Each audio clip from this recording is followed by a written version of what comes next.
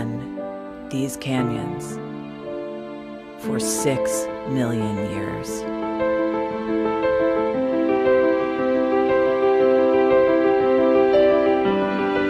I have traveled from the Rocky Mountains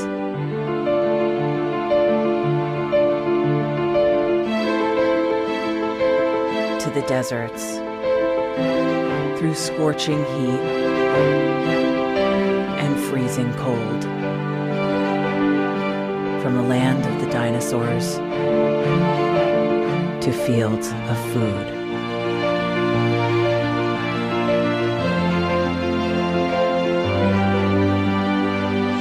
I lend my hand to 7 states, 2 countries, 9 national parks,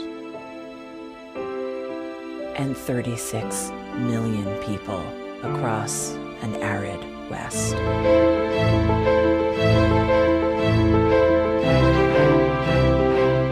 am not the strongest or the largest, but I am the hardest working.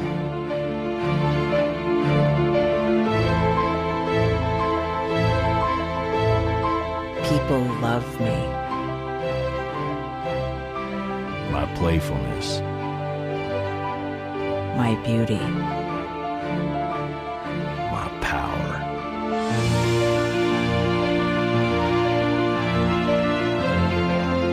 My life.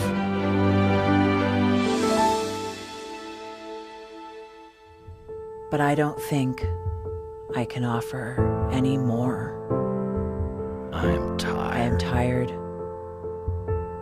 tapped, and tied. Of the hundreds of major rivers in the world, I am one of the few who no longer kisses the sea. Battles to harness my soul have been won and lost. Use me wisely, and I will sustain you. Use me like you have, and I will break. My name is Red. The Grand River Red. The American Nile. The Canyon Maker. I am the Colorado River. And I am the most endangered river in America.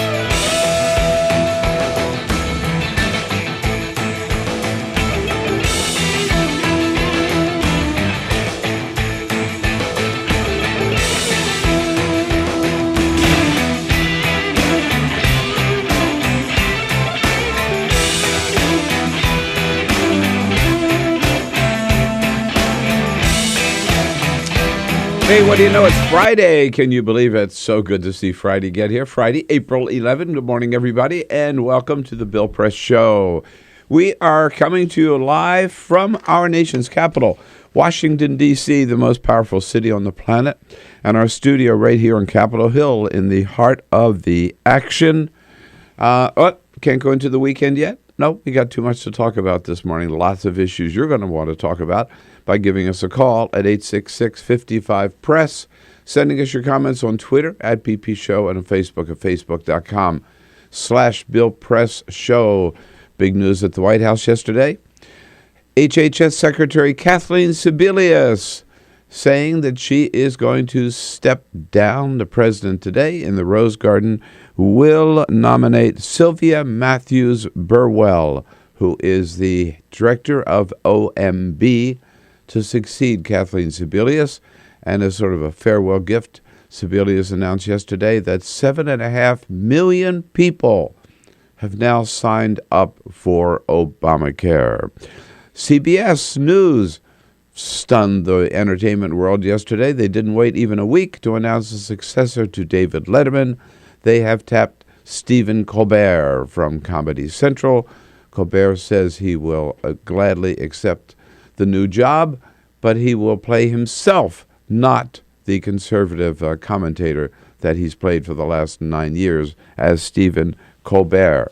President Obama in Austin, Texas yesterday, speaking about civil rights and leading other presidents and other world leaders in taking a second look at LBJ. Maybe we have ignored that president's great domestic legacy and focused too much on Vietnam. And Bobby Jindal becomes the latest Republican to demand that Congressman Vance McAllister step down because of that affair he had with one staffer. All of that and more coming up right here on The Bill Press Show. This is The Bill Press Show.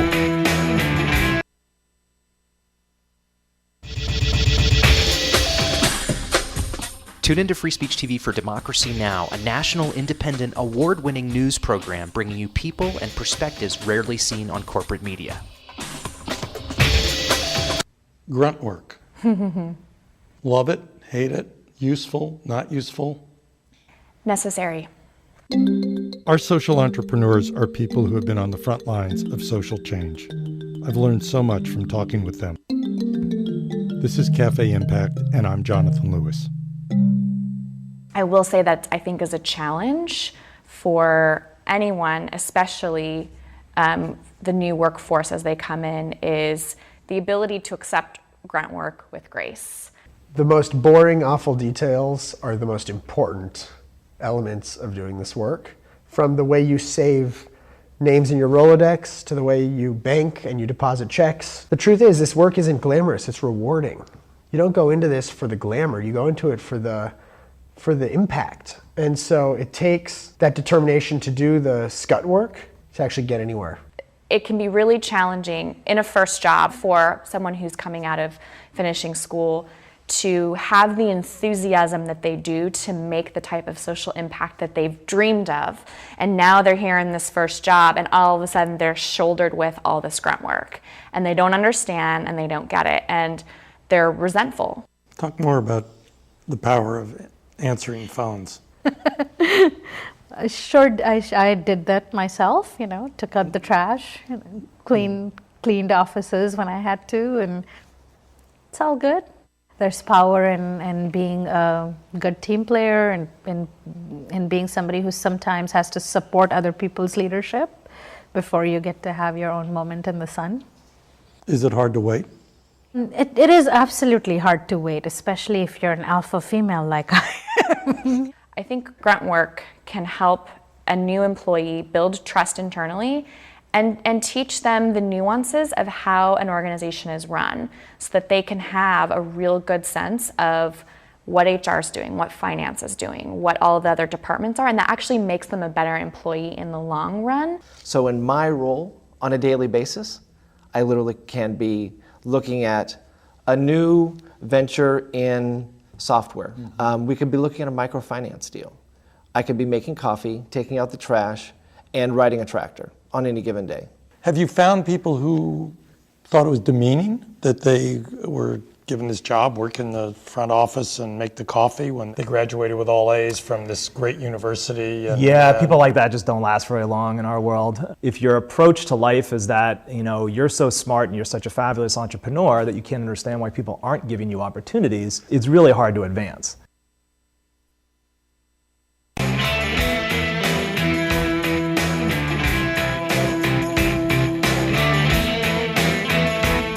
radio, on your TV, and online. This is The Bill Press Show. 7.5 million people have now signed up for Obamacare. And Kathleen Sebelius says, I've done such a good job, I'm out of here. Hey, good morning, everybody. What do you say? It is, are you ready for this? It is Friday. Oh, yes, Friday, April 11. Oh, my God. Are you as happy to see this Friday as I am? Absolutely, we all love Fridays. Our favorite day of the week. And we head into the weekend, but not quite yet because there's a lot to talk about before we get there. That's why we're here. That's why we're glad you're there on your local progressive talk radio station. We're glad you're there on Free Speech TV. We're glad you're there on our video stream somewhere on this vast planet at Talker TV, youtube.com/Talker, TAWKR TV.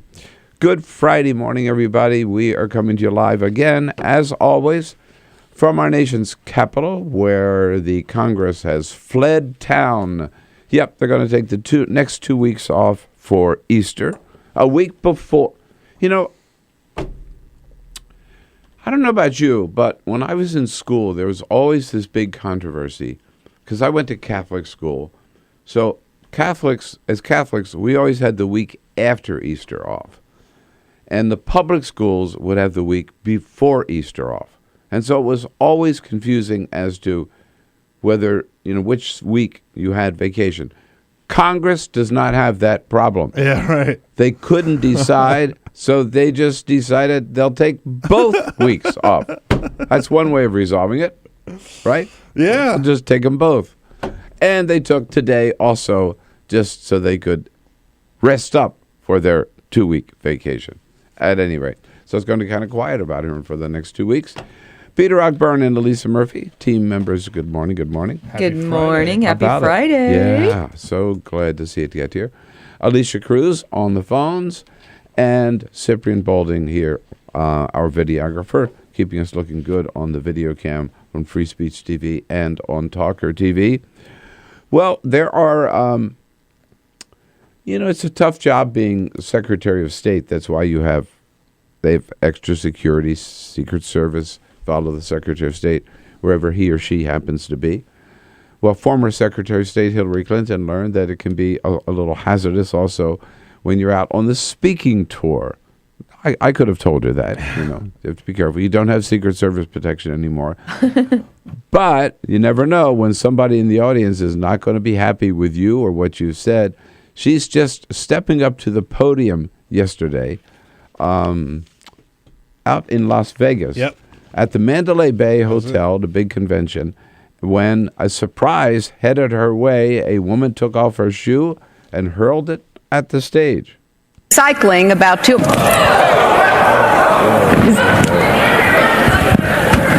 was that, a bat? Yeah. She moves very quickly. I'll give her credit. She's still got some moves. Well, she learned that from George Bush. Clearly must have. Remember? Yes, yeah, absolutely. when George Bush had the and I'm looking here because I wanted to see where the First Lady, former First Lady, here it is. Get this. So she was speaking. This just shows, right? I'm not being critical here. I'm just showing. When these people who leave public office or whatever, and they go out on the speaking tour, right? And they're getting the big bucks. She's getting easily $250,000 a speech. Yeah. Yeah. I'd say $250 easy, okay? The former Secretary of State, the former First Lady of the United States, the former Senator from New York, the former Senator from Arkansas, First Lady of Arkansas, is speaking to the Institute of Scrap Recycling Industries. It's a heavy bill. Man. How low could you go? Anyhow. But, that's what it's all about.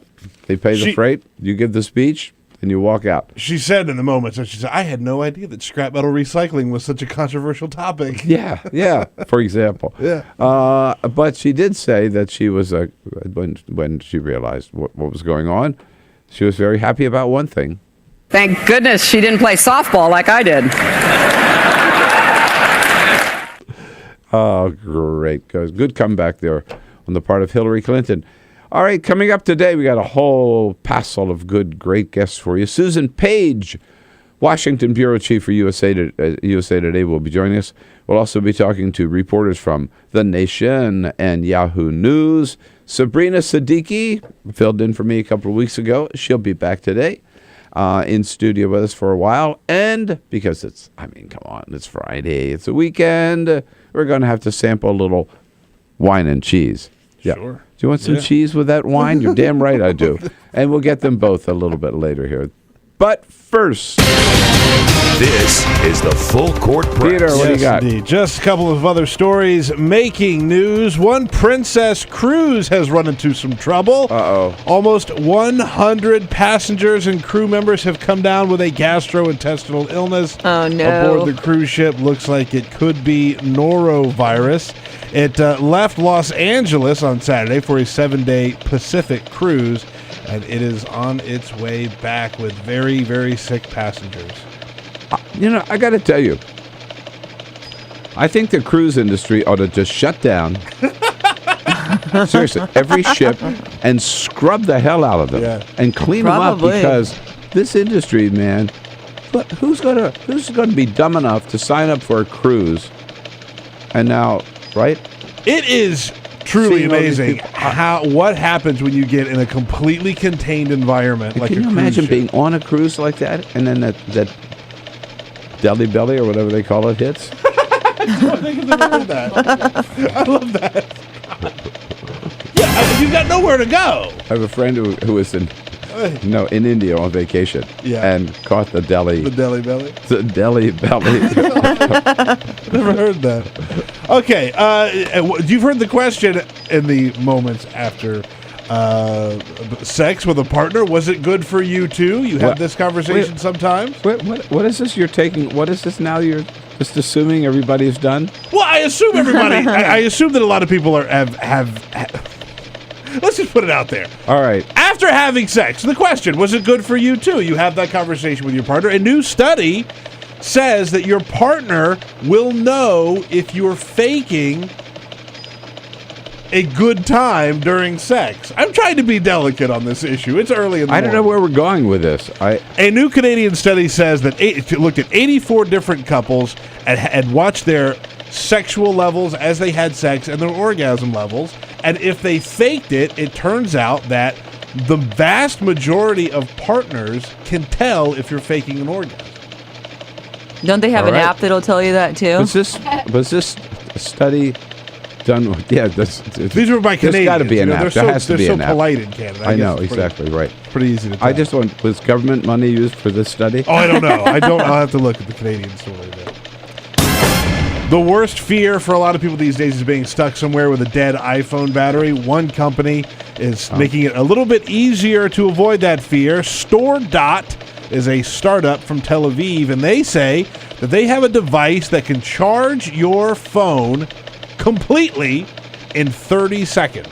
Whoa. You plug it in, it supercharges your phone. Now, critics have said that could be damaging for the battery on your phone, so don't go out and rush to go buy it yet. And it's not on shelves. It's a prototype, but they say that it is possible, so we'll see if it... Well, I've got something better than that. I've got a power pack. Right. Just got a little power pack that you recharge, and then you carry that with you, and you can just hook that up to your iPhone. You can use it. I carry it. I don't have it with me right now. The point is this does it.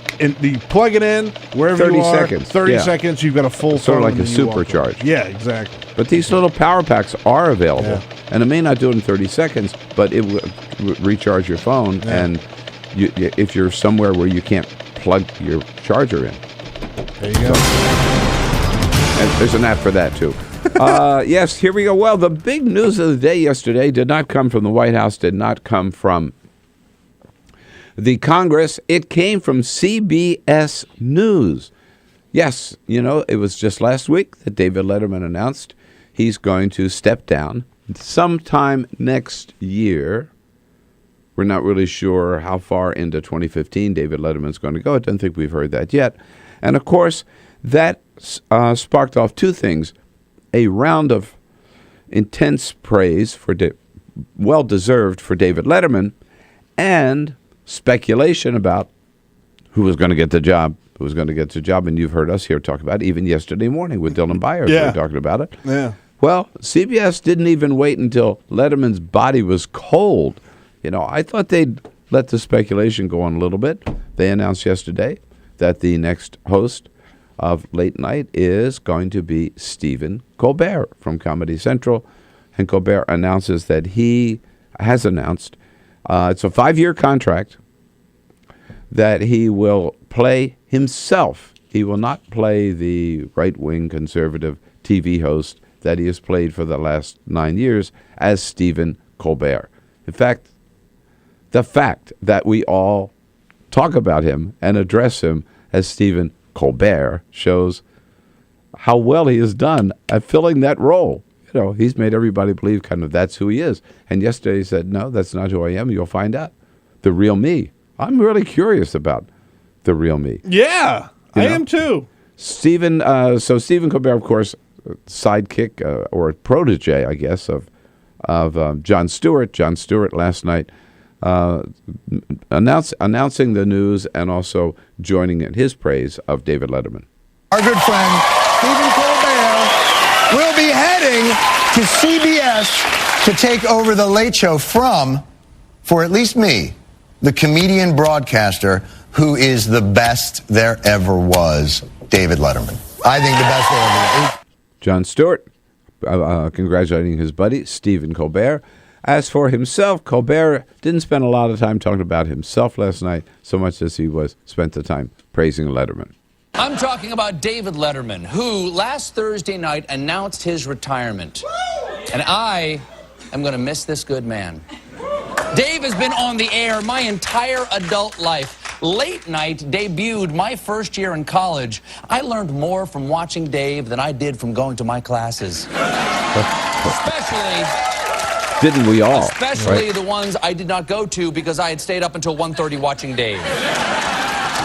This man has influenced every host who came after him, and even a few who came before him. He's that good. And I got to tell you, I do not envy whoever they try to put in that chair. Indeed, tough shoes to fill. And so what do you think? Here's the question we start off this morning. Did CBS make the right choice? 866-55-PRESS, 866-55-77-377. I got to tell you, I was disappointed. I'm not just saying this because I'm a liberal and I'm a knee-jerk liberal, but I was really hoping there would be a woman or a person of color as a host, just to mix it up a little bit at late night. Number one. Number two, and Peter, I know you disagree with this, but we know Stephen Colbert. I just said this a couple of minutes ago. We don't really know who's behind that mask. And Stephen Colbert, okay? So what's Stephen Colbert going to be like as a late night host? Seriously, couldn't they find a woman who would do it? I mean, why not Amy Poehler? Why not Tina Fey? Why not Wanda Sykes? I don't know. Why not Stephanie Miller? Well, I actually agree with you about the who is Stephen Colbert, right? Because he could be really funny. He could be dull. Yeah, I mean, we don't know much about him. He came onto the scene as this tongue-in-cheek Republican character. So if he's not going to do that, then I don't know what we're going to be looking at. I don't disagree with you about the. I hope CBS does. I would hope so. I mean, I hope that he had done some stuff before he on became the Daily Colbert. Show, right? Well, he was even that character on the Daily Show, but he had done some acting stuff and some improv and things like that, which a lot of us aren't that familiar with. I don't disagree with you about the female or person of color. I know everybody's asking about Tina Fey or Amy Poehler, Chris Rock. Chris Rock would have killed. Yeah. I think that for all of those names, Amy Poehler, Tina Fey, Chris Rock, that would be a demotion for them because they're all movie stars. They make way more money and have way bigger profiles. Cry Me a River. They go to New York. They do 4 shows a week Yeah, I know, hour. but this is like, look, I do 5 shows a week for 3 hours. Right? I'm not saying that. What I'm saying is, why would they want to take a pay cut to go and do that job? I'm not saying it's a hard gig, because you don't see Letterman or Leno or any of these guys go out and do movies and things like that. They are sort of brand ambassadors for whoever they work for. My biggest thing, more than anything, is who is the real Stephen Colbert? Yeah. That's what it comes down to for me. So I'm not totally sold on this. I don't think it's a bad idea, but I'm not totally sold on it. It's a leap. It's a leap for sure. So what do you think? Did they make the right decision? Now, having expressed my displeasure with, just disappointment, I guess, in CBS's. First of all, I wish they had let it simmer a lot longer so we could have had more time to speculate. See, now that's where I disagree with you, because I'm glad they just, here it is. I'm not. We don't have to labor over this. Here's who it is. I'm not. I had planned at least 5 shows. You know how we map out the shows so far in advance. Yeah. Okay, so over the next 3 or 4 months, I had planned at least 5 shows just speculating about who was going to get the David Letterman slot. And now, they got all the think pieces we've been spared by this. Yeah, I know. I'm okay with it. All right. CBS, did they make the right choice? Stephen Colbert for David Letterman, 866-55-PRESS, Friday morning on The Bill Press Show. This is The Bill Press Show.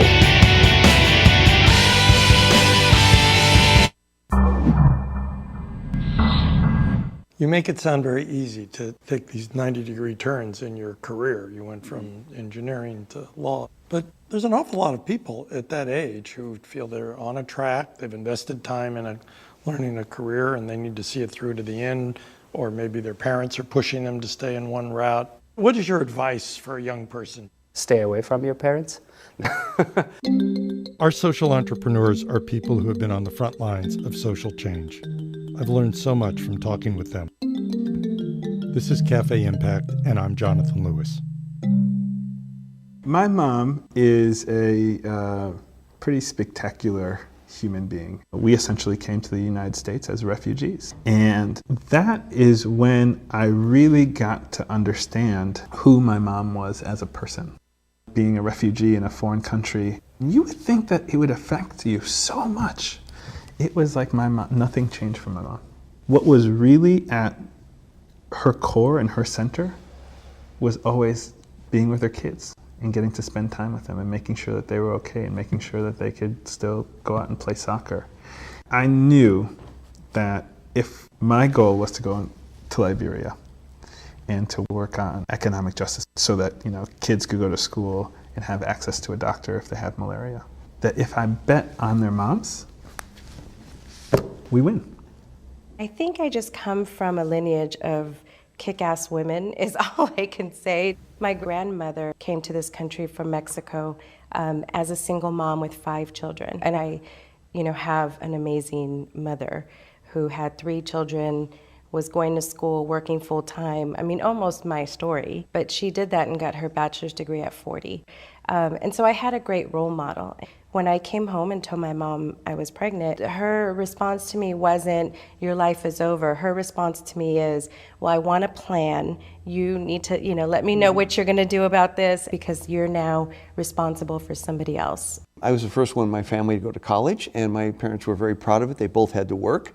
My mom in a factory and my dad in the supermarket, and I was their success story. However, on graduation day, they said, are you going to be a doctor? Are you going to be an engineer? You're going to be a businessman? What are you going to, a lawyer? He said, I'm going to join the Peace Corps. And they said, what? My parents were very much opposed to this, and it was very difficult. How much pressure did they put on you? Tremendous pressure. Up until we were leaving from O'Hare Airport for me to go to Peru, my mother questioning me, like, where is Peru? You've never been out of the country. What do you know? Do they have doctors? Do they speak English there? What are you going to eat? You like my cooking? I said, Mom, I'm going to be a pioneer. Why do you always have to be the pioneer? Let them do it. Let them come back, and then you go. I said, no, I want to be the first to go. I grew up in a pretty rough neighborhood, so there was a lot of gang activity. And one of my friends actually was murdered on a basketball court when a 15-year-old child shot him in the back of the head. And I was just hopeless. And my mom actually, she brought me to a place of empathy for the kids who were involved in actually murdering him. Because my mom sort of said, look, where do you think those kids are coming from? And then she said, so if you're angry about it, do something. Actually change the way this world works.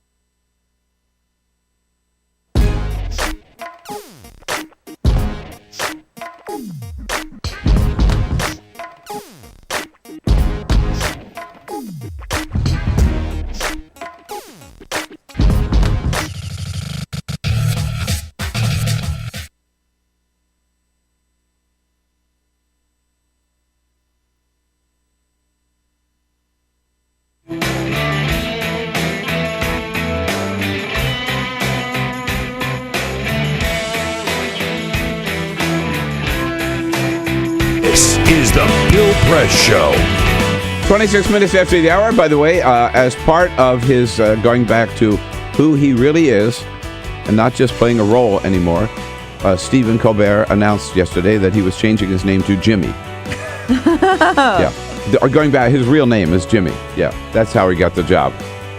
We know that. You have to be named Jimmy to get a late night job. By the way, we got a comment about that on Twitter at BP Show. Jessica said, at least CBS gets diversity points. They did hire a minority. They hired somebody not named Jimmy. Yeah, good point. Go. She beat me to the joke. Marcia's calling from Raleigh, North Carolina. Do you like this, Marcia? What do you say? Well, I know that Stephen is more than we may know. He's a great interviewer. He's really smart. He's quick on his feet. So that's going to be a plus for him. And he knows a lot of music, and he knows a lot of subjects that we might not necessarily catch on his regular show. But if you ever see him being interviewed on other shows, you'll see he's quick on his feet. He's good. Yeah, sounds to me like he knows languages and accents, and he's going to be fine. All right, sounds to me like you like it, Marcia. All right, there's a vote for Jimmy Colbert. I'm telling you, I'm still not sold on it. How about you? We'll have time for more calls right after the half hour here at 866-55-PRESS. And by the way, wait till you hear how Rush Limbaugh actually freaks out over this news. Can't believe it. Rush loses it. Coming up next. This is the Bill Press Show.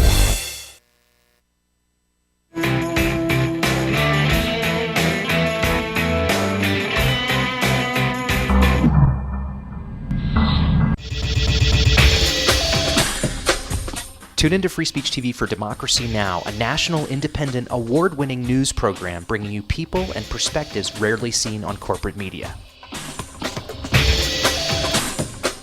I talk to undergraduates and graduate students who are desperate to go out and start something and build something and be the one to come up with that silver bullet solution. And I just want to say, slow down. Our social entrepreneurs are people who have been on the front lines of social change. I've learned so much from talking with them. This is Cafe Impact, and I'm Jonathan Lewis. Most of the people you're talking to who want to come into the social change space, are they prepared? If you're early in your career, there's a couple of really important things to do. The first one is just to shut the hell up and don't talk for about 5 years and work really, really hard. The only way you're going to be given more difficult things to do is by solving the ones you're already given. And if you're somebody who's always complaining or wants to be promoted above where they really are, you can't learn enough to start to take on a greater pool of responsibilities. Advice you would give a person coming out of college is go work for other people, make your mistakes on their dime. That sounds like me, absolutely. And you know who that came from is one of my board members, Eric Buttline. Eric had seen me start a few companies as a young kid. I mean, I started my first real company when I was 16. And Eric said, "Chid, do me a favor. I know you have this thing in your head that you think you're this great entrepreneur, but like, go work for somebody for a little while and just learn how things are supposed to be done. And when you're done with that, let's have another conversation about, your next venture." And I think another thing to remember, and this is something that I've really only learned in the past couple of years, is that although the problems are urgent and so important for us to address, I need to have more patience. I'm not going to solve those problems on my own. You're not going to solve those problems on your own. I'm an apprentice in all of this. I'm an apprentice in life. I'm an apprentice in problem solving. I'm not going to change the world until I'm at least 65. That's my goal at this point.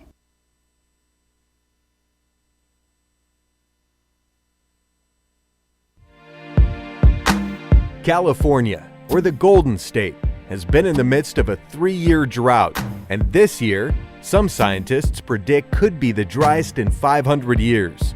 Governor Jerry Brown declared a state of emergency in January and in February of this year. The world's 10th largest economy, California is also the United States' top agricultural producer. Half of all our fruits and vegetables come from California. The Golden State is not the only place on the planet struggling for this vital resource. In December 2013, the World Resources Institute found that 37 countries face severe water shortages. Free Speech TV would love to know what you think about this fight for water, especially if you're from the Golden State. Please call our comment line at 1-888-378-8855 or email us at comments@freespeech.org to let us know your thoughts. Tune in to the Tom Hartman Program, a live broadcast featuring the nation's #1 progressive talk show host. Phones open at 3 p.m. Eastern, only on Free Speech TV.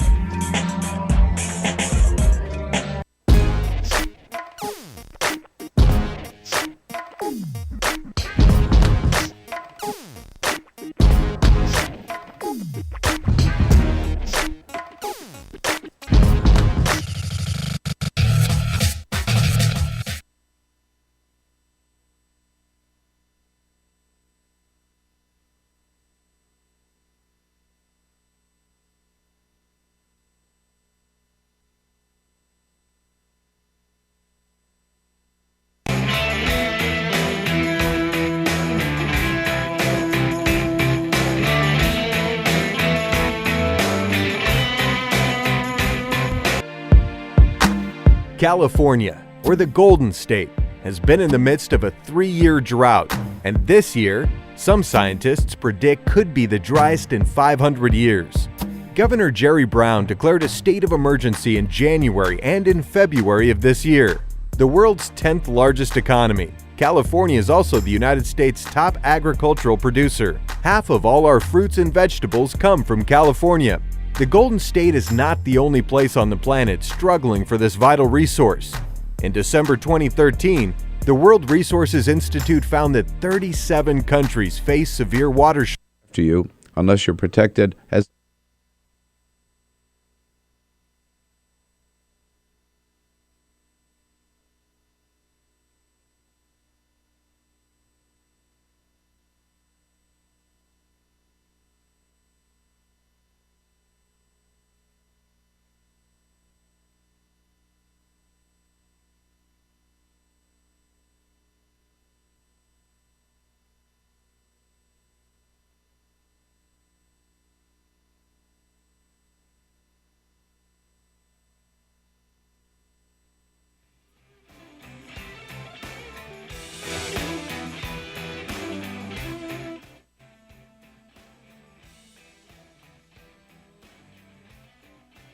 ago, David Letterman announced I think it was this. exactly I think so. Yeah. David Letterman stunned the entertainment world, announcing he was going to step down sometime in 2015.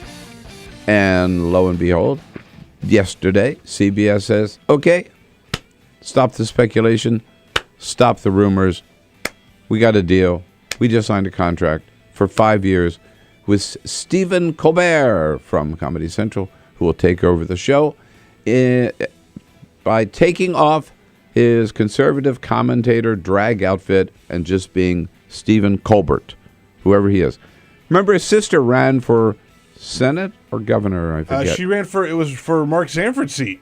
Mark Sanford's seat. For Congress in South Carolina. For Congress, that's right, against Mark Sanford. And she just used her name, Colbert. Elizabeth Colbert. Elizabeth Colbert. By the way, nobody knew who she was. That's one thing that Stephen Colbert has going for him in my eyes. He's a South Carolinian, so South Carolina represent. Yeah. So you want Lindsey Graham You know what? I'd watch that. That would be funny for all the wrong reasons. but it Anyway, would be did funny. CBS make the right choice? That's your question. I don't think so. I think they could have shaken things up a little bit with somebody newer, fresher, younger, more edgy. And by the way, I think a woman or person of color would have been nice as well. But I'll tell you who really freaked out about it yesterday. First of all, your comments. We are the people that keep these shows on the air. So, what do you think? Is this somebody you're going to watch at 866-55-PRESS? But the person who really freaked out a bit yesterday, who sees this as a liberal plot to take over late night, Rush Limbaugh. CBS has just declared war on the heartland of America. Oh, there is no longer Rush, is comedy going to be a covert assault on traditional American values, conservatives. Now it's just wide out in the open. What this hire means is a redefinition of what is funny and a redefinition of what is comedy, and they're blowing up the 11:30 format under the guise that the world's changing. People don't want the kind of comedy that Carson gave us or even Letterman. They don't want that anymore. It's media planting a flag here. I think maybe it was the media's last stand, but it's a declaration. There's no unity in this hire. War on the They've hired a heart. partisan so-called comedian to run a comedy show. Yeah, I mean, what is happening? Partisan choice, the media planting a flag, war on the heartland. I mean, hello. Somebody Rush, get him a come fainting on. couch. Yeah. Oh, Lord. Gee. Well, that's what happens when he gets off his meds. You had some more comments here before we go back to the phones. Yeah, we're at BP Show on Twitter. At BP Show Ram weighs in, says, I think this is a bad idea, both for the Late Show and the Colbert Report. Other than that, a lot of mostly positive comments. Wise Guy Eddie says, I'm disappointed that Colbert is taking over for Letterman because I'm going to miss right-wingers not getting the fact that he's mocking them. Also, Kristen says, Bill, are you kidding? Colbert is the man. It's the best replacement suggestion I've heard. I might actually watch the show now. And C.S. Sinclair says, great idea, and if it upsets conservatives, even better. Yeah, I was against it until I heard those Rush comments. You've changed your mind. You've evolved. Bobby, out in Chicago. Hey, Bobby, good morning.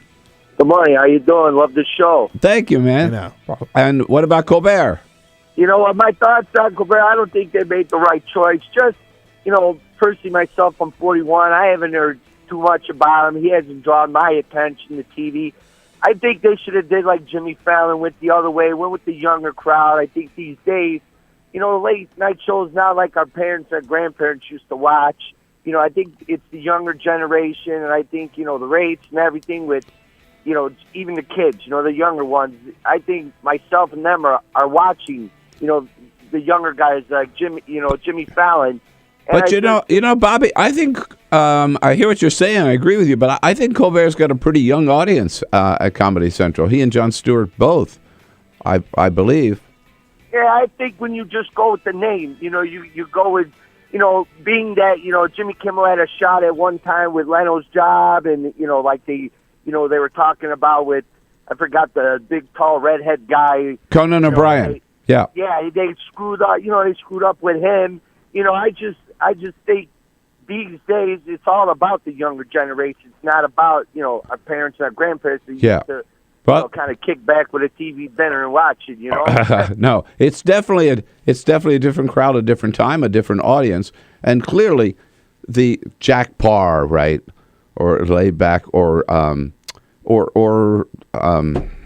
Carson even. Yeah. I think would not be hitting it today. No, I don't think so either. And that's why the one thing, or one of the things I think Colbert has going for him is the fact that he is an edgy, different kind of guy. He tries new, weird ideas. It's not just joke, knockdown. Right. But I'm sure the demographics of his show are a lot younger sure they are. Than, for example, Leno was getting. I'm sure they are. Same with Jon Stewart. Yeah. Hey, John up in Ithaca, New York. What do you say, John? Bill, hey. Hey, good good to talk morning. to you. Love the show as usual. Thank you. Totally agree with you, man. I mean, Colbert, he's got his little thing going, but transitioning to a late night, much more improv, much more live show, no way. So I also agree with you on the woman side of it, and I have a suggestion. Okay. Wait for it. Sarah Silverman. Oh, you know what? Yeah. That would have been good. That would have been good. Yes. Also a lot nicer to look at. Yeah, I think Sarah Silverman would be really good. I think your idea of Wanda Sykes was a really good idea. Because I know that everybody, when they mentioned, when you think of the two funniest women out there right now, I think Amy Poehler and Tina Fey come to mind. Right.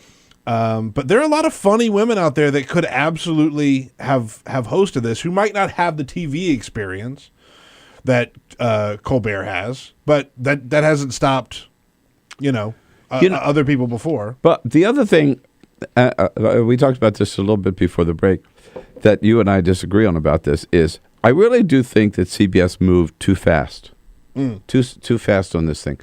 Wouldn't it have been fun to have had some auditions? Yeah, that's know what? Yeah. Maybe they could have just brought people in. Who did they do that with? Hey, I think they did that with Letterman's old show on late night when it was Craig Kilborn, I think, and then they did like a whole months of auditions. Well, back in the current TV days, right, when Keith Olbermann would have a little snit fit and wouldn't show up for work, they brought different people in. I was one of them. Hosted for a few nights. Yeah. John Fugelsang hosted for a few nights. David Schuster. David Schuster was filled in for a few, and then Elliot Spitzer, and Spitzer got the job. Yeah. He got the job because he lived in New York. Yeah, I lived in Washington. That's the big problem. They didn't want to have to pay the train fare every day, so that's the only reason I didn't. No, I hear that. You know what I mean? That makes sense. But they moved awfully fast, which also indicates to me that they started making this deal. They said that they didn't, by the way. All parties have said that they didn't start until Letterman made his announcement, which if a network television pulled off a contract and lured someone from another network in a week... Right. I mean, almost to the hour, I think. It was exactly 1 week. No, let me tell you something. I've been around this TV business for a while, right? I've had several contracts. They take time, baby. Yeah. And they take a lot of discussion. And, of course, most of the discussion is about how much money. How much money. Yeah. That takes. I don't believe it. I think they had this whole thing worked out. That's why they were able to move so fast. Susan Page is the Washington bureau chief for USA Today.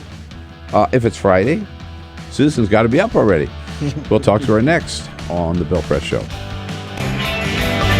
This is The Bill Press Show.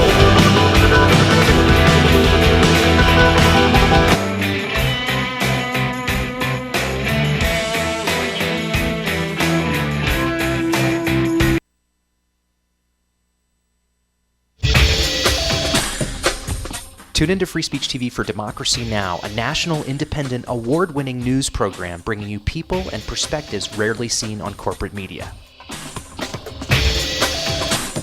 I'm the retired bishop with the Episcopal Church as the bishop for all chaplains in federal service. I read that there was a group of people that represented a sense of injustice that I had. We'd lost Zuccotti. I mean, there was a kind of a hope that maybe Trinity Church would be gracious and give refuge. We picked this day where we would gather and demonstrate that Trinity was closing its ears to what was happening. We marched around the block, and I realized that, my goodness, they're carrying a ladder. And I thought, well, this is the moment.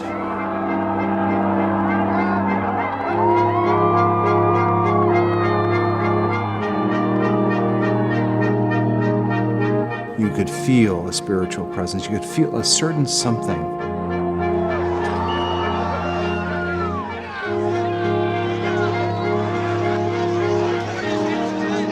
And then the cops came in. It got brutal. Yeah, I'm with you right here. Robin, I'm here. The church needed in this moment in history to stand alongside of these protesters.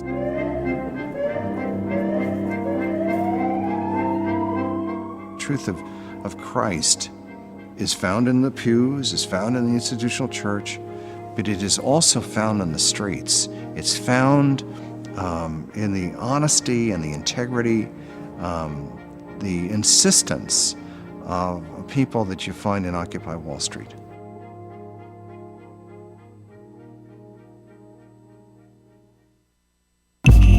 Tune in to Gay USA with hosts Ann Northrup and Andy Hum for in-depth coverage of lesbian, gay, bisexual, and transgender news. Watch Gay USA every week, only on Free Speech TV.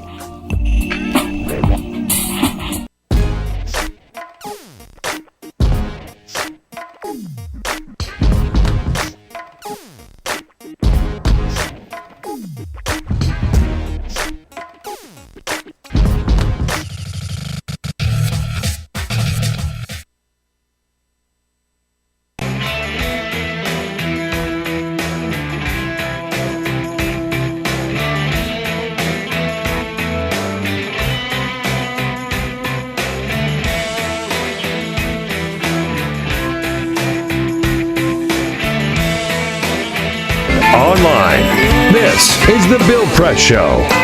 13 minutes before the top of the hour, Friday morning, April 11. Hello, everybody. Welcome back. We've been talking about David Letterman and the announcement made yesterday that by CBS that Stephen Colbert would take his place. As I said, I was disappointed that they didn't find a woman to take that seat. I called Les Moonves a couple of days ago and I said, have you ever thought about Susan Page? I think she'd be great for that job. We just talked about Susan last week as being a possible replacement, and they ignored our advice. They totally ignored our advice. Susan, I'm sorry, I tried my best. This is an outrage, actually. I think we should boycott the entire network. Let's do that, right. Call for a boycott. I know, and Susan had been practicing her material. She'd been collecting your jokes. Yeah. Various shticks, Well, you can use them for the Gridiron Club instead. We'll save them for next year. Susan, how are you? I'm great, Bill. How are you? I'm doing just great. Big news yesterday with Kathleen Sebelius. Did you see that coming? Man, I was on my way out the door when that happened. I had to turn around and walk back into the door and go back to work. You hate it when news breaks like that, huh? Yeah. I mean, you know what? It's a surprise it happened that moment. Not a surprise that it happened. I think that's well said, right? We knew that she was going to go. Yeah. And I thought, and the president obviously ready to go, making his announcement this morning of Sylvia Matthews Burwell, the head of OMB. She was approved 96-0 for the OMB job. That's right. And she has since then spent a lot of time and effort developing relationships on Capitol Hill, including with Republicans. So it seems to me if anybody could get confirmed for that job in this day and age, she's someone who'll be able to do that. Yeah, and they must have had some of those conversations ahead of time, too, right? Because the question always was, we can't fire Sebelius because we never get anybody else confirmed. Right. But, of course, and the other thing, of course, despite her extremely troubled tenure, especially these past 6 months, she is able to go out saying, hey, we beat the 7 million target for signups despite all the odds. No, exactly, right. Mm-hmm. So it's sort of going to be a mixed legacy for her, I guess, right? We'll remember the problems, but we can also look at the success so far for the signups. Maybe like for President Obama himself, it depends a lot on what happens down the road. I mean, if in the end we look back and say the Affordable Care Act has really worked the way it's supposed to, and it's been very accepted, she'll look good. She'll have bragging rights. I don't think we're quite there yet. Obviously, some big improvements have been made, but we may have to wait. I'm sure that this has been just an awful tenure for her. Oh, yeah. Especially the past year. Especially, the last year, last 6 months. Now, you've been writing about this. The big question about the Affordable Care Act right now is, with the 7.5 people signed up, will that still be the club that Republicans can use as they plan to use in the midterm elections? And will Democrats continue to deny they ever heard of it or voted for it? How's it played, do you think? Well, we have a poll, a USA Today Pew Research Center poll that came out yesterday that shows this is a big issue, 84% of Americans say it will be important in their vote in November. Wow. And the problem for Democrats is that the people who feel intensely, 54% say very important. It's a big issue for me. And of those people, by 2 to 1, they oppose the act. So we see the Affordable Care Act as a big motivator getting Republicans out to the polls, not so effective for Democrats. I think that looms as a big problem for Democrats. Well, it looms as a problem. Midterms are always a problem for Democrats, right? And so this makes it even more of a problem because you have to be motivated to turn out in a midterm election. And we saw in 2010, Democrats stayed home, and look what happened. Yeah, it's always an issue in midterm elections. You don't have the president at the top of the ballot driving people out to the polls and generating lots of coverage and interest. And so you have to care about your vote a lot to get out to vote. And it's a long time till November. Lots of things will happen by then. But at the moment, I think the Affordable Care Act looms as a big issue that's going to boost Republicans. I'm waiting for Democrats to get on the ball, if you will, and start promoting the benefits of Obamacare, the good, because we know from your poll, too, it shows that when you talk about the individual provisions of Obamacare, they're a lot more popular than the bill itself, right? That's right. So if they start talking about those things, I think they might be able to turn public opinion around a little bit. Well, we'll see, but I have to say, we don't see that happening yet. No, not at all, which surprises me. Tell us about your conversation with Senator Jerry Moran. Well, Jerry Moran is a senator from Kansas, my home state. He is also the chairman of the Republicans' Senate Campaign Committee. He thinks Obamacare will be a great issue for them, by the way. I also asked him about the Koch brothers, who have been the target of such unrelenting attack. And this, I maybe not surprise you, but he defends them and says that the attacks on them, especially by Harry Reid, who at one point in February called them un-American. He called that inappropriate. So he stood up for his hometown constituents. Well, he also stood up, right, for Uncle Sugar, if you will, in the sense that they've been among the biggest contributors to. Right. You name the organization on that side of the aisle. They've been there, and I think, of course, you're right. I'm not surprised. I think I'm more surprised for that Harry Reid is taking them on personally, right? It's not just a criticism of big money in politics, right? Yeah. It's a criticism of the Koch brothers by name. Well, and this every day I get emails attacking the Koch brothers from one Democratic group or another, so they must think it's good for their base. But it would surprise me if opposing the Koch brothers. By the way, all of America will mispronounce their name as the Koch brothers. Yeah. It's hard for me to believe that is an issue that can offset kind of the emotion and the power of something like Obamacare. Yeah, it's going to be interesting to see how that plays out. Susan Page, thanks for getting up early for us again this Friday morning. Hey, Appreciate Bill, it's always great to talk to you. Hey, have a great weekend. You too. All right, thanks, Susan Page, Washington Bureau Chief, USA Today. This is the Bill Press Show.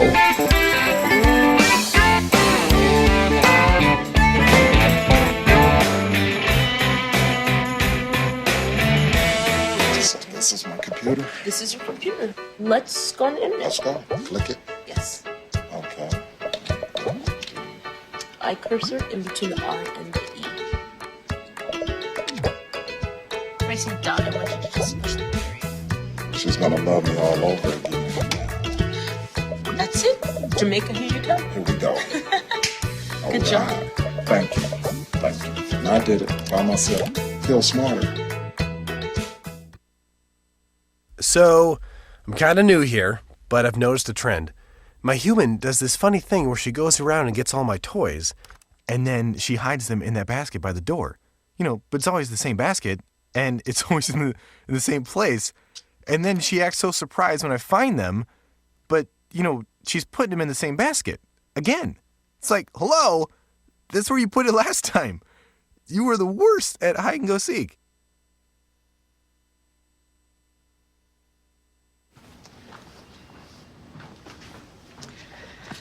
All right. I know this isn't any fun to talk about, but we should. Okay. So who's going to do what? I'll pack the dead batteries. Great. I'll only put what I don't need into a duffel bag. Perfect. That's totally unhelpful. No problem. Meanwhile, I will try to comfort everyone by speaking in a calm voice. And I'll try to get the generator going without any gas. Oh, let's not forget the cell phones, which probably won't work. Right. And who is going to handle supplies? I can forget to do a list for us. Thanks, pal. Well, I think we couldn't be any less prepared. I'm proud of you guys. Talk to your kids about who to call, where to meet, what to pack. Visit ready.gov/kids for tips and information. Hey, thanks for stopping by. You know, I followed your character since the first episode. I'm a big fan. Big fan. Thank you. And listen, your storyline, it makes for incredible TV drama. Thing is, your drug use is very adult content. Too adult for the kids. So I'm gonna have to block you. Oh, man. Yeah. Well, have a good one. You're a nice lady.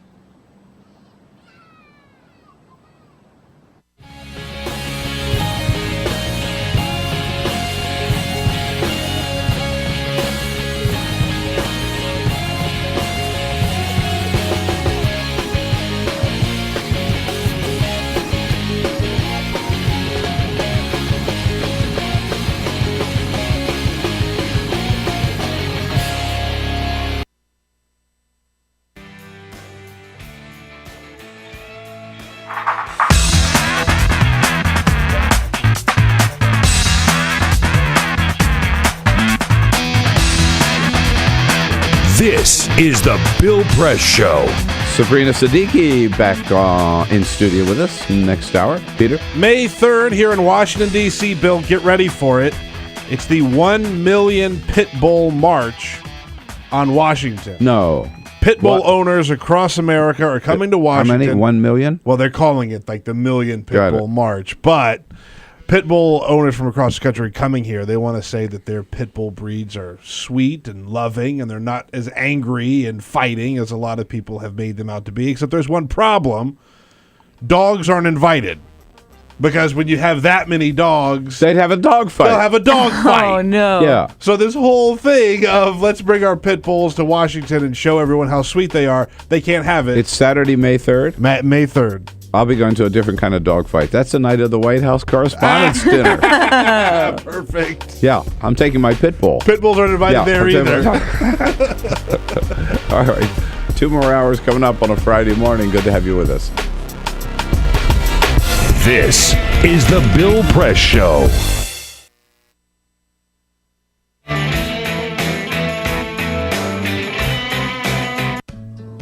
You wouldn't let money just blow out of your house. So when your AC or heater is on, make sure the doors, windows, and fireplace flue are shut tight. If you're headed out, turn down the AC or lower the heat by 10 degrees. And always keep your water heater set at 120. A little bit of common sense goes a long way. Get more great tips at energysaver.gov. So, I'm kind of new here, but I've noticed a trend. My human does this funny thing where she goes around and gets all my toys, and then she hides them in that basket by the door. You know, but it's always the same basket, and it's always in the same place. And then she acts so surprised when I find them, but, you know, she's putting them in the same basket. Again.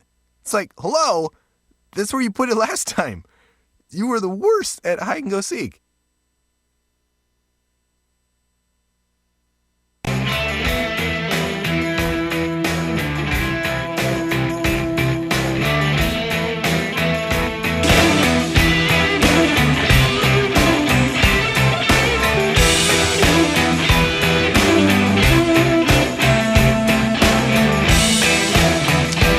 Hey, what do you know? It's Friday. Can you believe it? It's so good to see Friday get here. Friday, April 11. Good morning, everybody, and welcome to the Bill Press Show. We are coming to you live from our nation's capital, Washington, D.C., the most powerful city on the planet, and our studio right here on Capitol Hill in the heart of the action. Can't go into the weekend yet? No, we got too much to talk about this morning. Lots of issues you're going to want to talk about by giving us a call at 866-55-PRESS. sending us your comments on Twitter at BP Show and on Facebook at facebook.com/Bill Press Show. Big news at the White House yesterday. HHS Secretary Kathleen Sebelius saying that she is going to step down. The president today in the Rose Garden will nominate Sylvia Matthews Burwell, who is the director of OMB, to succeed Kathleen Sebelius. And as sort of a farewell gift, Sebelius announced yesterday that 7.5 million people have now signed up for Obamacare.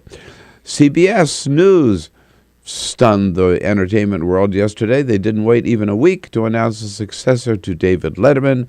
They have tapped Stephen Colbert from Comedy Central. Colbert says he will gladly accept the new job, but he will play himself, not the conservative commentator that he's played for the last 9 years as Stephen Colbert. President Obama in Austin, Texas yesterday, speaking about civil rights and leading other presidents and other world leaders in taking a second look at LBJ. Maybe we have ignored that president's great domestic legacy and focused too much on Vietnam. And Bobby Jindal becomes the latest Republican to demand that Congressman Vance McAllister step down because of that affair he had with one staffer. All of that and more coming up right here on The Bill Press Show. This is The Bill Press Show.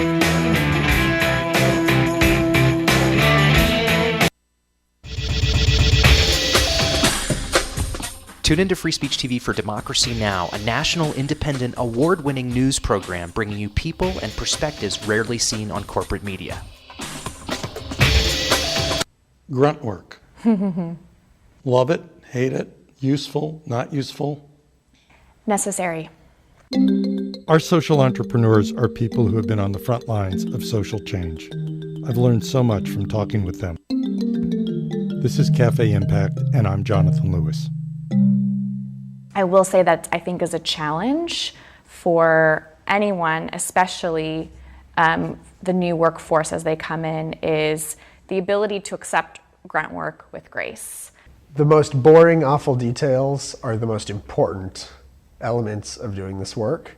From the way you save names in your Rolodex to the way you bank and you deposit checks. The truth is, this work isn't glamorous, it's rewarding.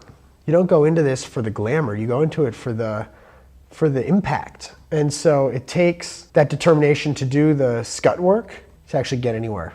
It can be really challenging in a first job for someone who's coming out of finishing school to have the enthusiasm that they do to make the type of social impact that they've dreamed of.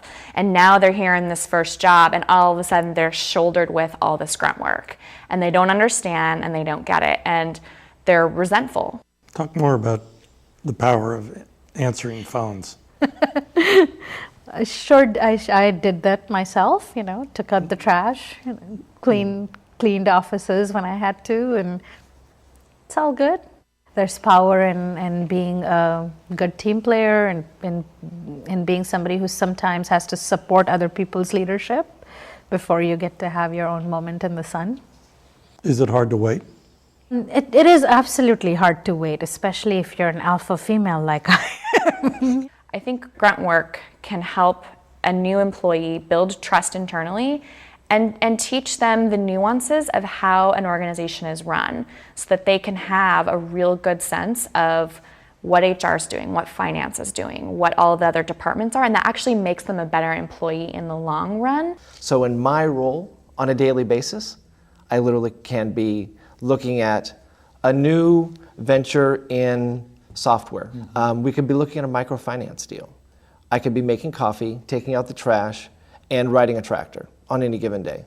Have you found people who thought it was demeaning that they were given this job, work in the front office and make the coffee when they graduated with all A's from this great university? Yeah, people like that just don't last very long in our world. If your approach to life is that, you're so smart and you're such a fabulous entrepreneur that you can't understand why people aren't giving you opportunities, it's really hard to advance.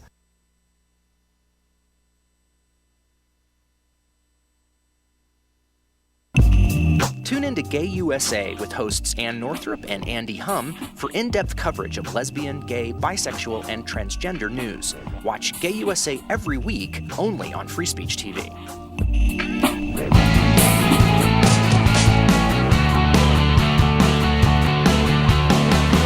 Broadcasting around the nation, on your radio, on your TV, and online. This is the Bill Press Show. Sign-ups for Obamacare now total 7.5 million, which means they not only met their goal, they surpassed it by 500,000. Good morning, everybody. It's Friday, April 11. Hello, hello. Great to see you this morning. Thank you for joining us here on the Bill Press Show. We are coming to you from Washington, D.C., our nation's capital, and our studio on Capitol Hill, right here in the heart of the action. We're looking at you on your local progressive talk radio station. We're looking at you on Free Speech TV and on our worldwide video stream, Talker TV, TAWKR TV. It's a YouTube channel, so go to youtube.com/Talker TV. Wow. So glad to see this Friday here. So glad to see the weekend coming, but we've got a lot of work to do before we get there. Another couple of hours. With Team Press, Peter Ogburn and Elisa Murphy. Hello, hello. Good morning.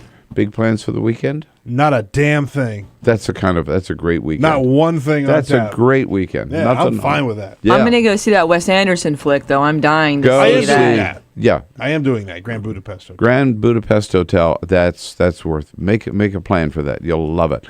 Alicia Cruz has the phones covered. You get a couple of those a month. You know. I know. Alicia. Yeah. Bill, Will. I know. And then Alicia Bolding. No, Cyprian Bolding, who's got... and Monty Canceller. Monty Canceler's here today, man. Full house. A full house indeed. President Obama down in Austin, Texas yesterday, talking about President Lyndon Baines Johnson.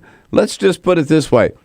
He had a little different style dealing with people than President Obama does. And President Obama recounting some of LBJ's legendary gifts. He was charming when he needed to be, ruthless when required.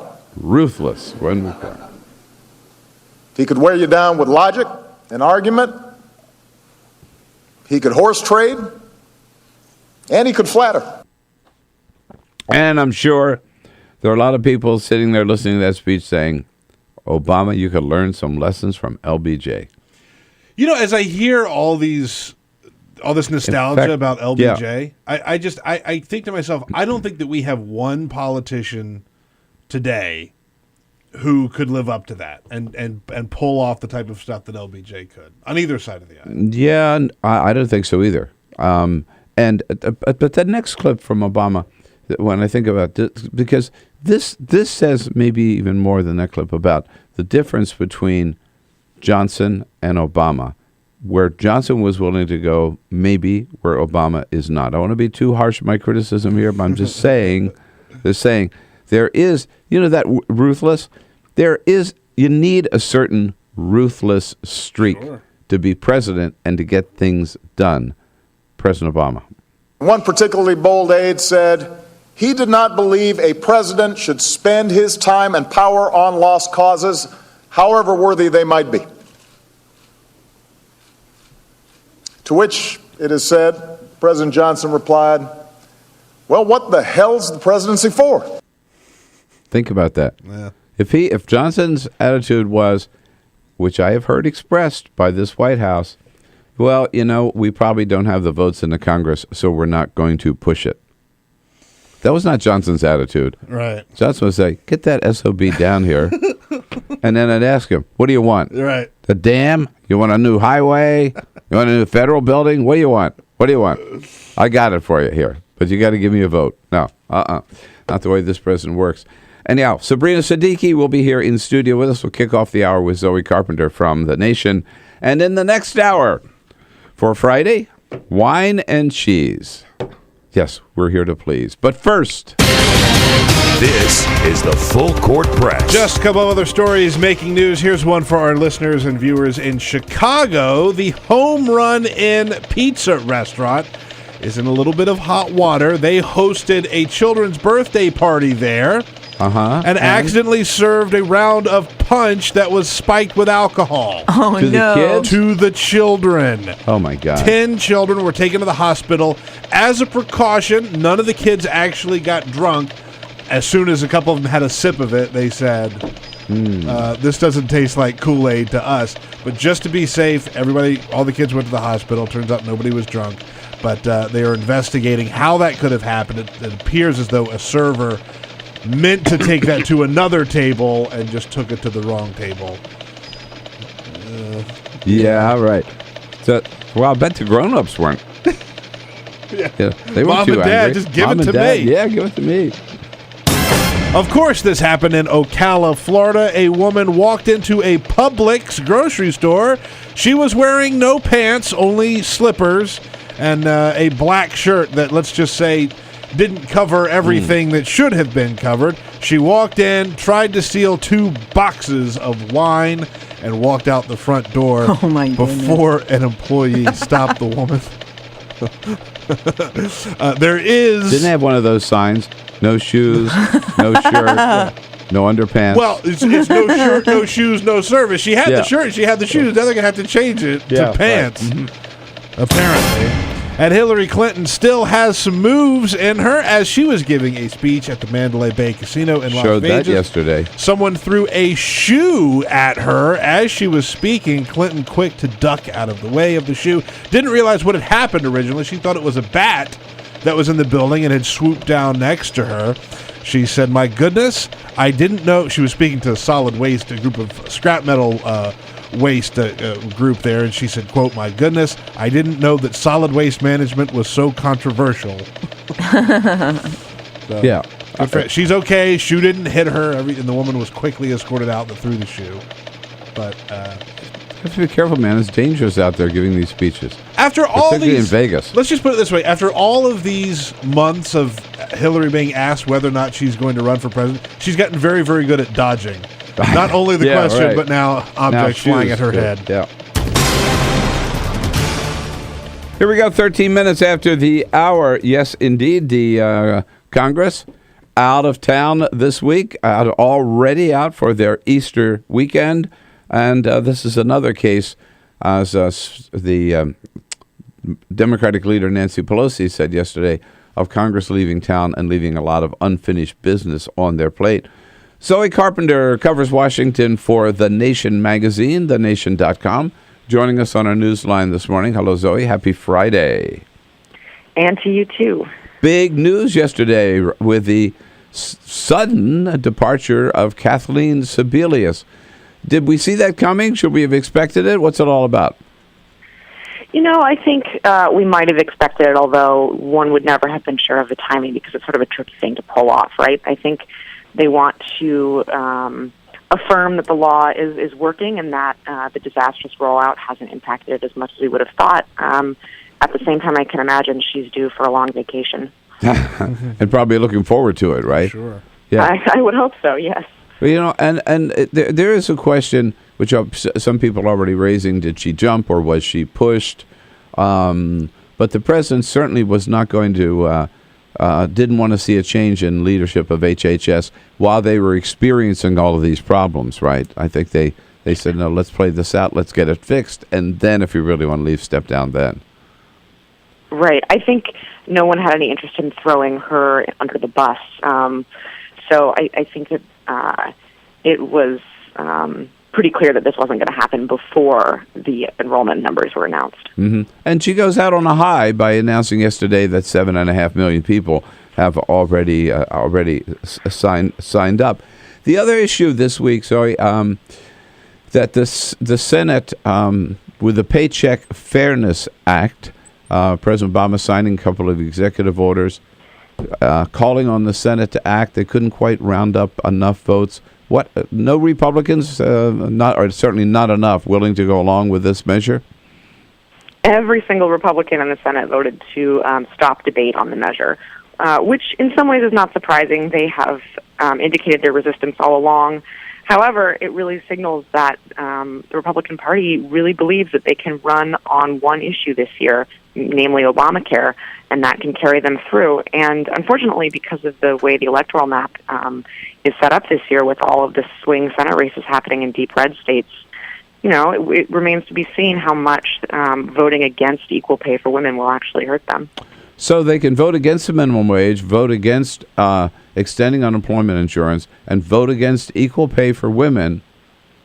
And it doesn't matter because they also happen to be against Obamacare, right? And they think that's the single, that's single their theory. ticket. Yeah. And I think that remains to be seen.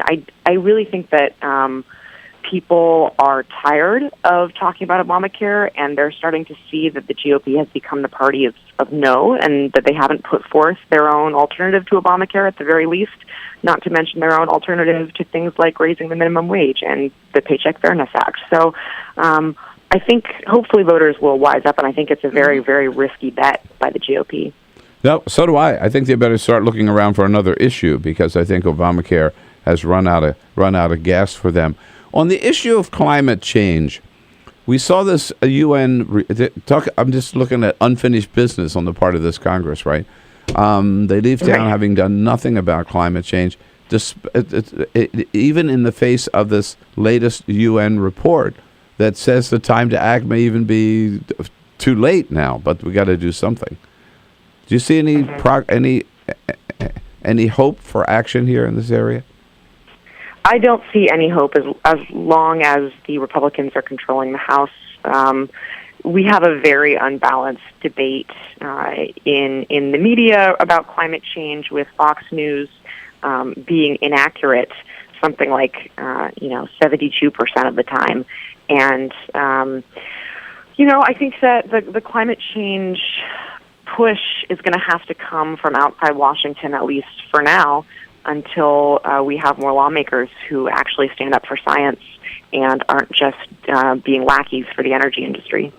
Well, and also, in terms of where the money is coming from for fueling these Republican candidates, right? Coming from the Koch brothers, who've been identified. I mean, I read The Nation every week. You've done several stories about this. Their agenda is really anti any legislation dealing with climate change because of their business, right? The big fossil fuel people. Right. Their profits are tied intimately to the oil economy and with maintaining that economy. And this is true for a number of other corporate interests that have power within the political system as well. And so their resistance to Obamacare through, the funding, the ads from Americans for Prosperity, I think it's more useful to see it less as an attack on Obamacare and more as an attack on big government in general, because big government can do things like pass a carbon tax. What with this?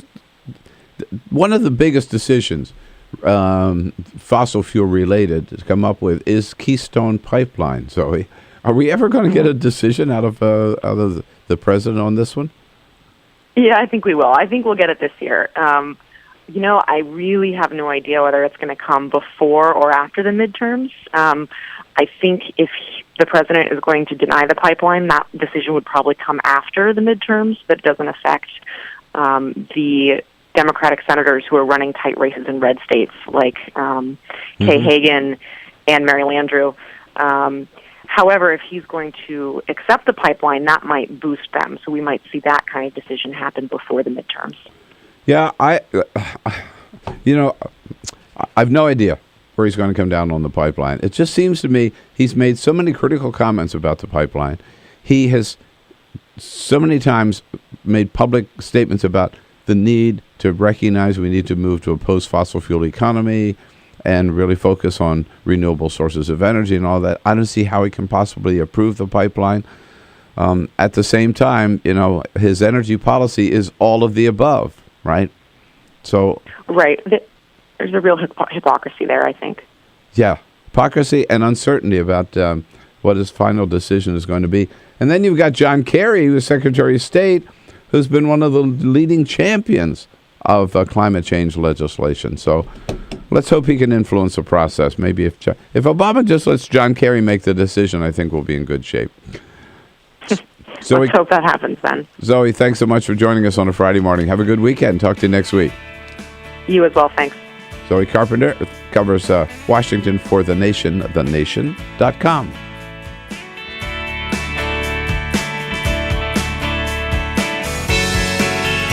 This is the Bill Press Show.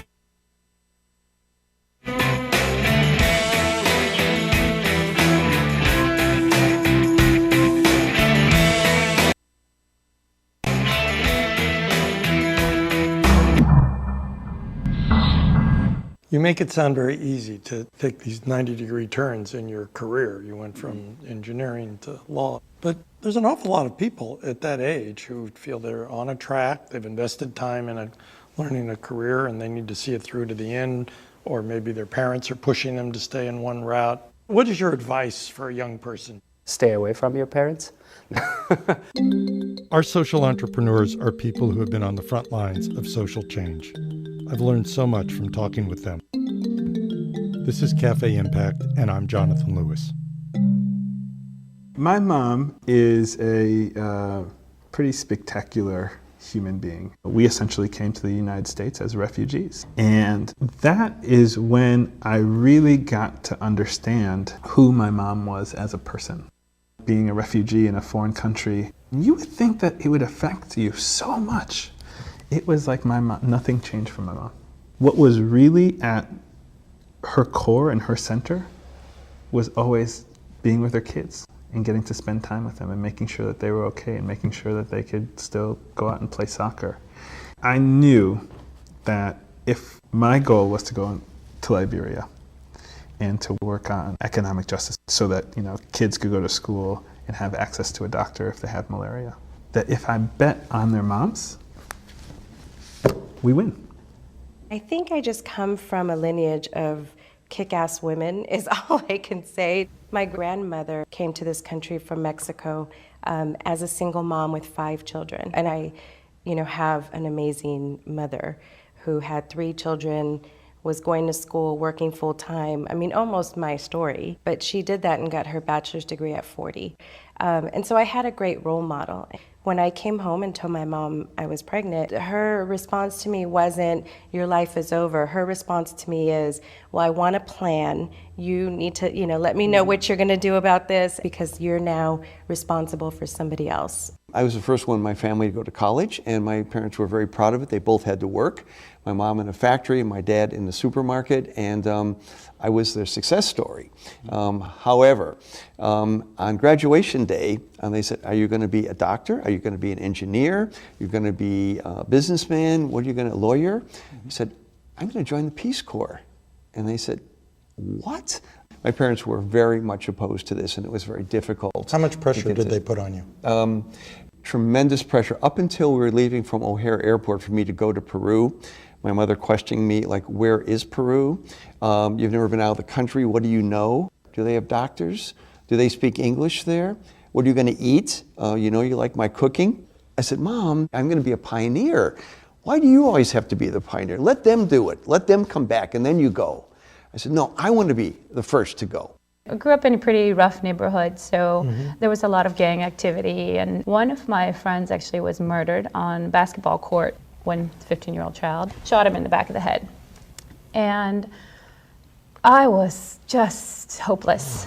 And my mom actually, she brought me to a place of empathy for the kids who were involved in actually murdering him. Because my mom sort of said, look, where do you think those kids are coming from?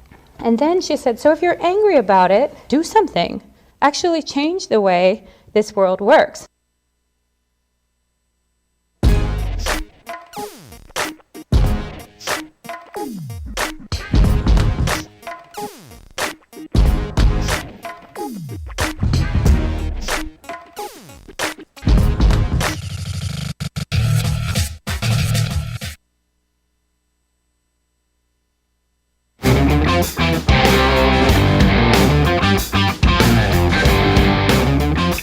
On your radio, on TV, and online. This is The Bill Press Show. Backed by popular demand, Sabrina Siddiqui. The next half hour in studio of the Bill Press Show. A little political rundown this morning. Several things happening we wanted to bring to your attention. Edwin Edwards down in Louisiana. He is 86 years old, former governor, four-time governor, of course, and now convicted felon and former inmate, is running for Congress. He was out yesterday and making it official with his son Eli, who is 8 months old. So when he got out of prison, got his priorities. He got married to a prison pen pal. Yes, sir. Has a baby, and then he files for Congress. That's right. Man, that guy's got politics in his blood. Huh? I mean. Yeah, right.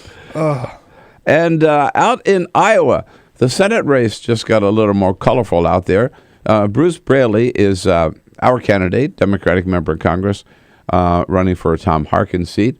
There's also a Republican candidate. I forget who she is. And then there's an independent candidate, former Army contractor, Bob Quast.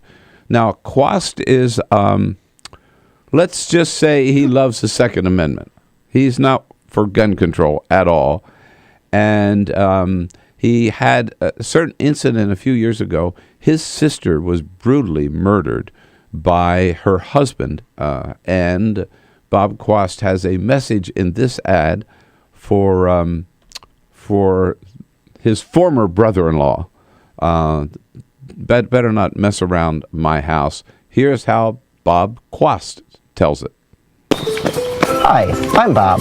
I am running for Iowa's open seat in the U.S. Senate. Term limits for Congress need to become the 28th Amendment to our U.S. Constitution. I believe in every aspect of our Constitution, which even a baby knows includes the Second Amendment. If you are the sexual predator and sociopath who murdered my sister Lynette, and you come to my front door to do harm to my girls, I'm going to use my Glock to blow your balls off. Yeah, okay. Yeah, I think we got the message there, right? Okay. Holy cow, man. Have you seen this video? It's the quirkiest thing. I mean, It's the guy's so weird. Yeah, right. He's got this big grin on his face, and that little ting you hear at the end as he grins, and there's like a little shine from his teeth after he grins, after threatening to blow someone's balls off. With his Glock, yes. With his Glock. Right. Okay, so the problem for Republicans out in Iowa is he could really end up helping Bruce Braley. Let's hope he ends up helping Bruce Braley, because he's crazy enough to get whatever votes he gets and will be taken from the Republican candidate, and we keep that seat in the Democratic side. When we come back here, as we said, Sabrina Siddiqui covers Congress for Huffington Post, fills in as guest host on the Bill Press Show, and she'll be here in studio with us next half hour. This Stay around. Is the Bill Press Show.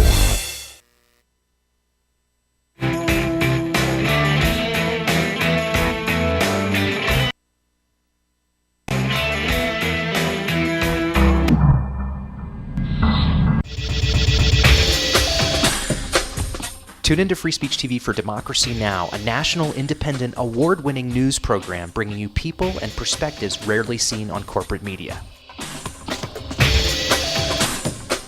I talk to undergraduates and graduate students who are desperate to go out and start something and build something and be the one to come up with that silver bullet solution. And I just want to say, slow down. Our social entrepreneurs are people who have been on the front lines of social change. I've learned so much from talking with them. This is Cafe Impact, and I'm Jonathan Lewis. Most of the people you're talking to who want to come into the social change space, are they prepared? If you're early in your career, there's a couple of really important things to do. The first one is just to shut the hell up and don't talk for about 5 years and work really, really hard. The only way you're going to be given more difficult things to do is by solving the ones you're already given. And if you're somebody who's always complaining or wants to be promoted above where they really are, you can't learn enough to start to take on a greater pool of responsibilities. Advice you would give a person coming out of college is go work for other people, make your mistakes on their dime. That sounds like me, absolutely. It does sound like you. And you know who that came from is one of my board members, Eric Buttline. Eric had seen me start a few companies as a young kid. I mean, I started my first real company when I was 16. And Eric said, "Chid, do me a favor. I know you have this thing in your head that you think you're this great entrepreneur, but like go work for somebody for a little while and just learn how things are supposed to be done.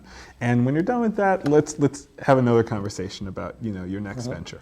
And I think another thing to remember, and this is something that I've really only learned in the past couple of years, is that although the problems are urgent and so important for us to address, I need to have more patience. I'm not going to solve those problems on my own. You're not going to solve those problems on your own.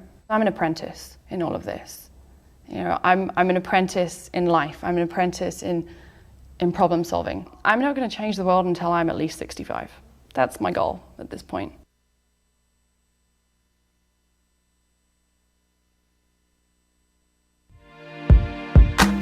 California, or the Golden State, has been in the midst of a 3-year drought, and this year, some scientists predict could be the driest in 500 years.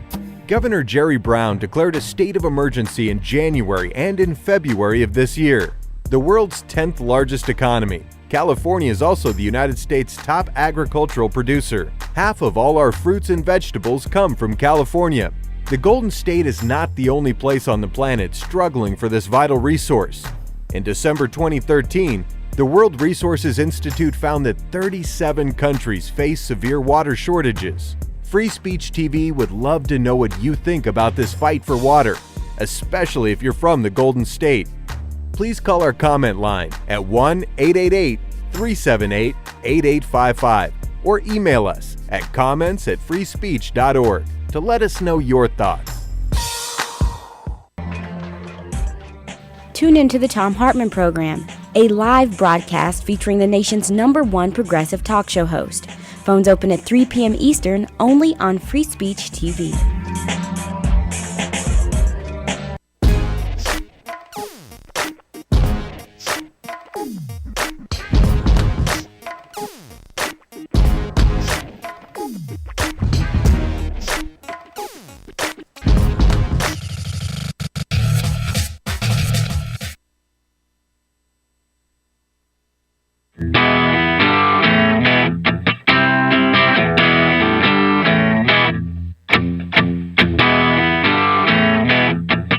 Connect with The Bill Press Show on Twitter. Follow us at BP Show and tweet using the hashtag WatchingBP.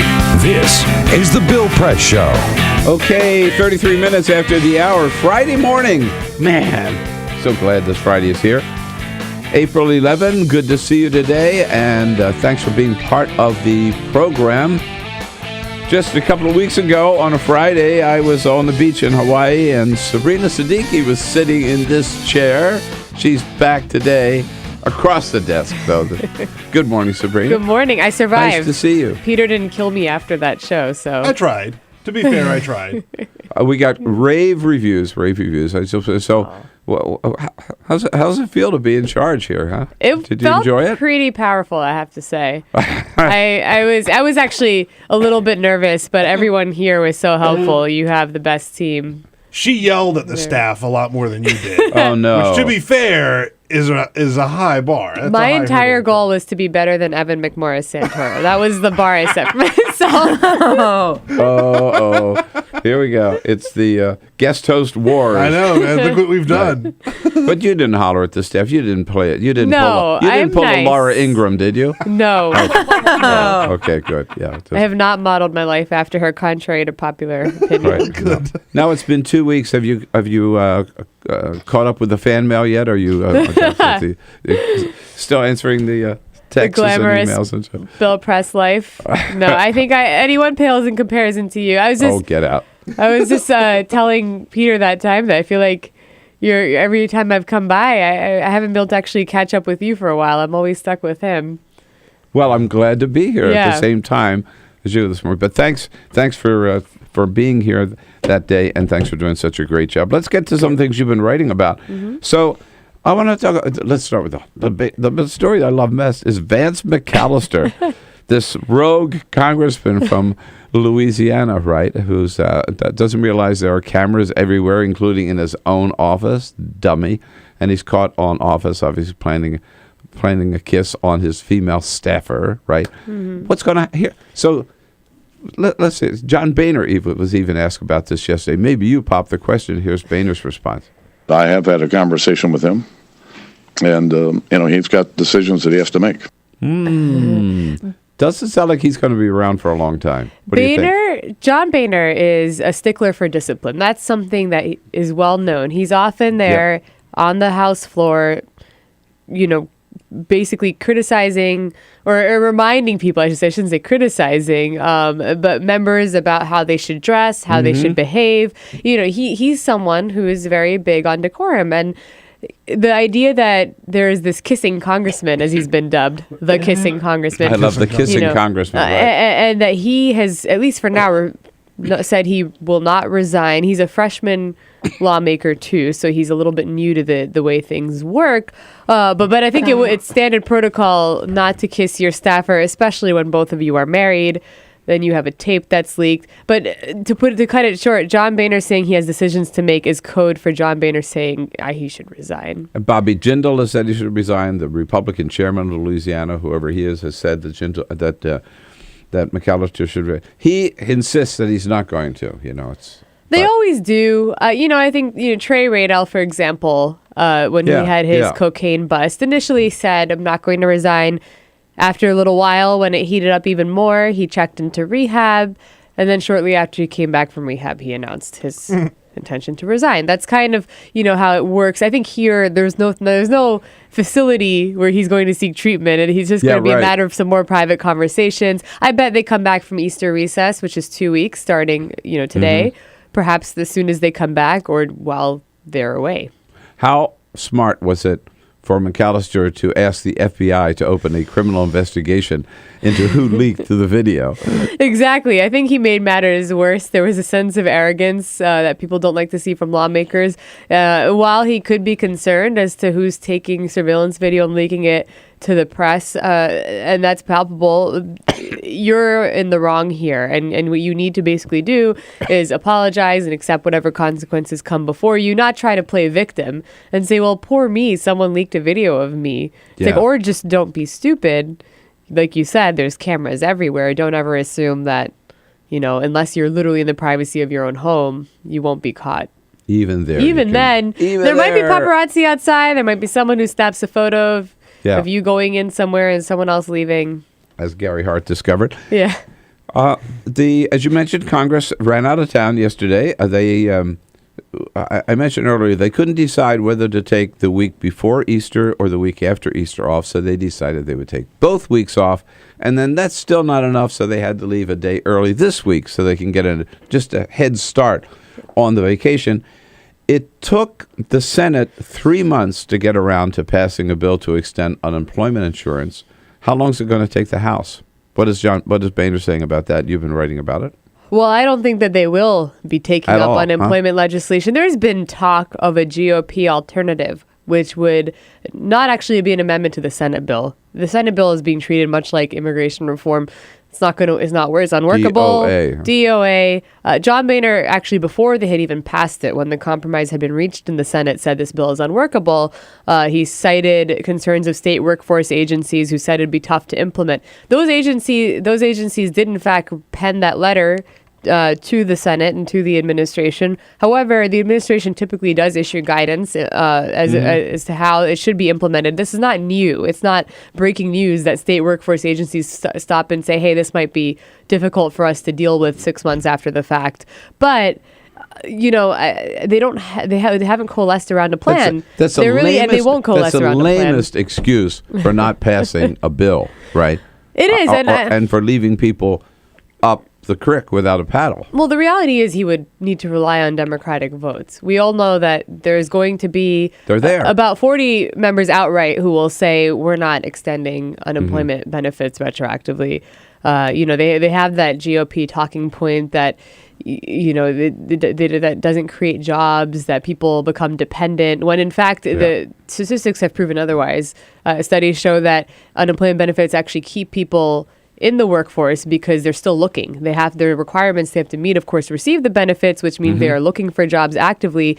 You take away their benefits, they give up hope altogether. So they're not going to do anything in the House about extending unemployment benefits. They're not going to do anything, it looks like, about the minimum wage. They shot down equal pay for women in the Senate. So the Republican Party basically, they don't give a damn about anything else. They're going to put all their money on opposing Obamacare, right, in 2014. That's their sole agenda. Absolutely. We had yet another vote on the Ryan budget yesterday, which does repeal Obamacare. And they have, like you said, just at this point, openly decided to focus on 2014 midterm elections. It's not to say that some of these issues are not priorities Democrats want to take with them to 2014. They knew, it's not as if they didn't know that some of these issues would go nowhere with the Republicans in Congress, and that gives them the ability to turn out to their base and say to women, look, the Republican Party doesn't support equal pay. Mm-hmm. They won't raise the minimum wage, and tell the demographics that they fared well with in 2012 to try and make a change if they want to see that get through. It almost looks to me that in a sense that Democrats have laid a trap and Republicans have walked right into it, right? Oh, yes. I mean, they really, Democrats want to shift the conversation away from Obamacare. Yep. Onto the economy, onto jobs, which I think it's not a dumb strategy. It's not, because they have a little else, I think, that they feel they can do in an off-year election where turnout is typically a problem for Democrats. And it's also a very red state election, at least at the Senate level. We know there are 4 incumbent Democrats who are vulnerable because of Obamacare, not as vulnerable as Republicans might say. But, when you're in Arkansas, Alaska, North Carolina, and Louisiana, these are states where Obamacare is deeply unpopular. And then you have other states where they hope they can maybe pick up seats, like Georgia. They will still tell you they have a shot in Kentucky. So they need to come up with other issues that they know they have an advantage over Republicans on. And that includes, like we said, sort of middle class policies like raising the minimum wage, extending unemployment benefits, as well as, with women, we know in 2012 the advantage they had, and equal pay, and even kind of taking, the abortion argument forward again is a way of doing that. And I think even Obamacare can be added to that list in terms of its impact on women, because women benefit more than men, I think, from they do. There's now having access to health insurance and not having to pay twice as much as a man would have to pay for health insurance. And I do think that, make no mistake about it, Democrats are running on Obamacare. They're running on the success stories, because even the sort of vulnerable Democrats are coming out with ads, or groups who are trying to help reelect them are coming out with success stories, people who benefited, who didn't have healthcare coverage before, who had pre-existing conditions, who've been waiting for this law their entire lives. They have the benefit of 7.5 million who've signed up for the private exchanges. That doesn't even include the Medicaid expansion numbers. We don't know what those numbers are just yet. So they feel like now they have a platform to run on where they can embrace Obamacare, and the counter argument to Republicans is, okay, so you're saying you want to take away benefits now from up to 10 million people. My column, do we have to tweet it out yet, Peter? Not yet. No, we will, though, next hour. My column for this week will be coming out shortly, but it's on this issue of Obamacare and just doing some research on it, because you hear all this. But Obamacare is so unpopular, it's so unpopular, it's so unpopular. Well, it is, but the numbers are not as bad as I thought. It's like 53%, if you say Obamacare, have a negative, and 46 maybe have a positive. But then if you dig down and you talk about, they can't deny me now because of a pre-existing condition. Boom, 75, 80%. I can keep my kid on my insurance policy until he or she's 26, right? That's about like 85%. And only 29% of those people who don't like Obamacare say we ought to repeal it. So I just question, if the Republicans see that as their one sole only hope, I think it could prove to be a big mistake. Yes, regardless of the inability to make it extremely popular, like you said, Americans at this point don't want to repeal it. They want to give it another chance. And there's been polling on this specific issue. At this point, they've acknowledged that it's the law. And like you said, a lot of it is even a methodology in terms of how these surveys are conducted, how the question is asked. You ask them about Obamacare, you'll see more disapproval. You ask them about the Affordable Care Act, suddenly there's less disapproval because unfortunately, people remain uninformed. They don't know it's the same thing. When you're even state by state, there was a big health fair in Kentucky when people were signing up, and the president took the story to the stump too. We reported in the Huffington Post. This one guy was being interviewed, and he was talking about how much he hated Obamacare, and he was really excited about this Kentucky healthcare exchange. The specific name I can't remember, but the idea was that he didn't realize what he's looking at.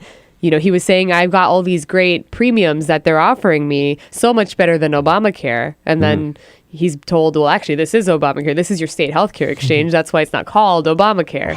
I love it. Sabrina, Siddiqui here from Huffington Post. Your questions, your comments, join the conversation this Friday morning at 866-55-PRESS. This is the Bill Press Show.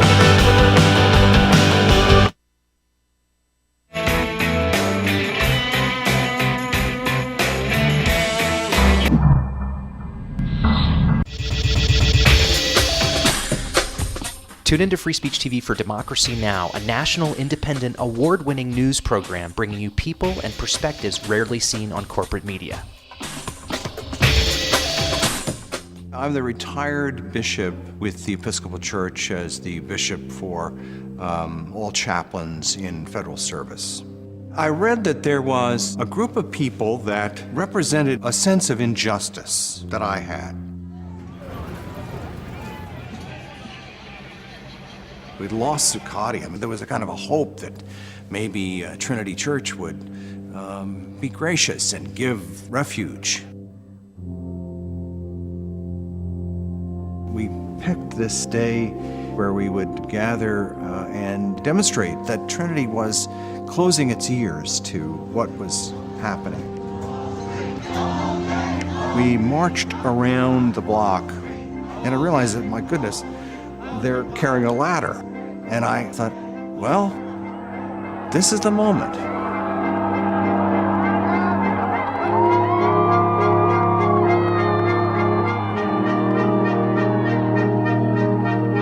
You could feel a spiritual presence. You could feel a certain something.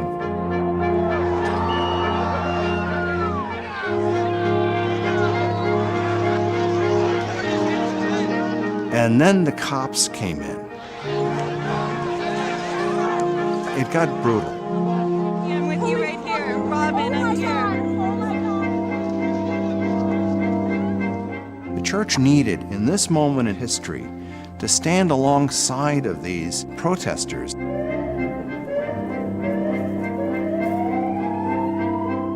truth of Christ is found in the pews, is found in the institutional church, but it is also found in the streets. It's found in the honesty and the integrity, the insistence of people that you find in Occupy Wall Street.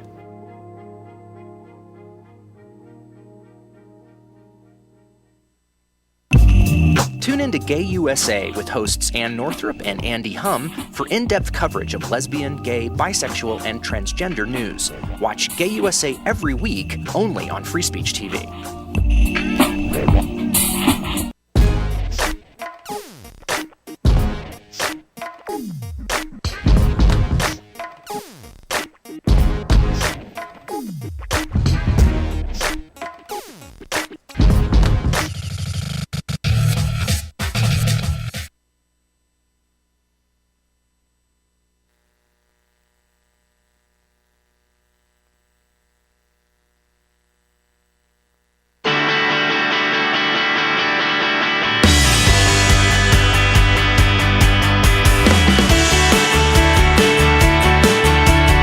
Seen on Free Speech TV and online on Talker TV. This is the Bill Press Show.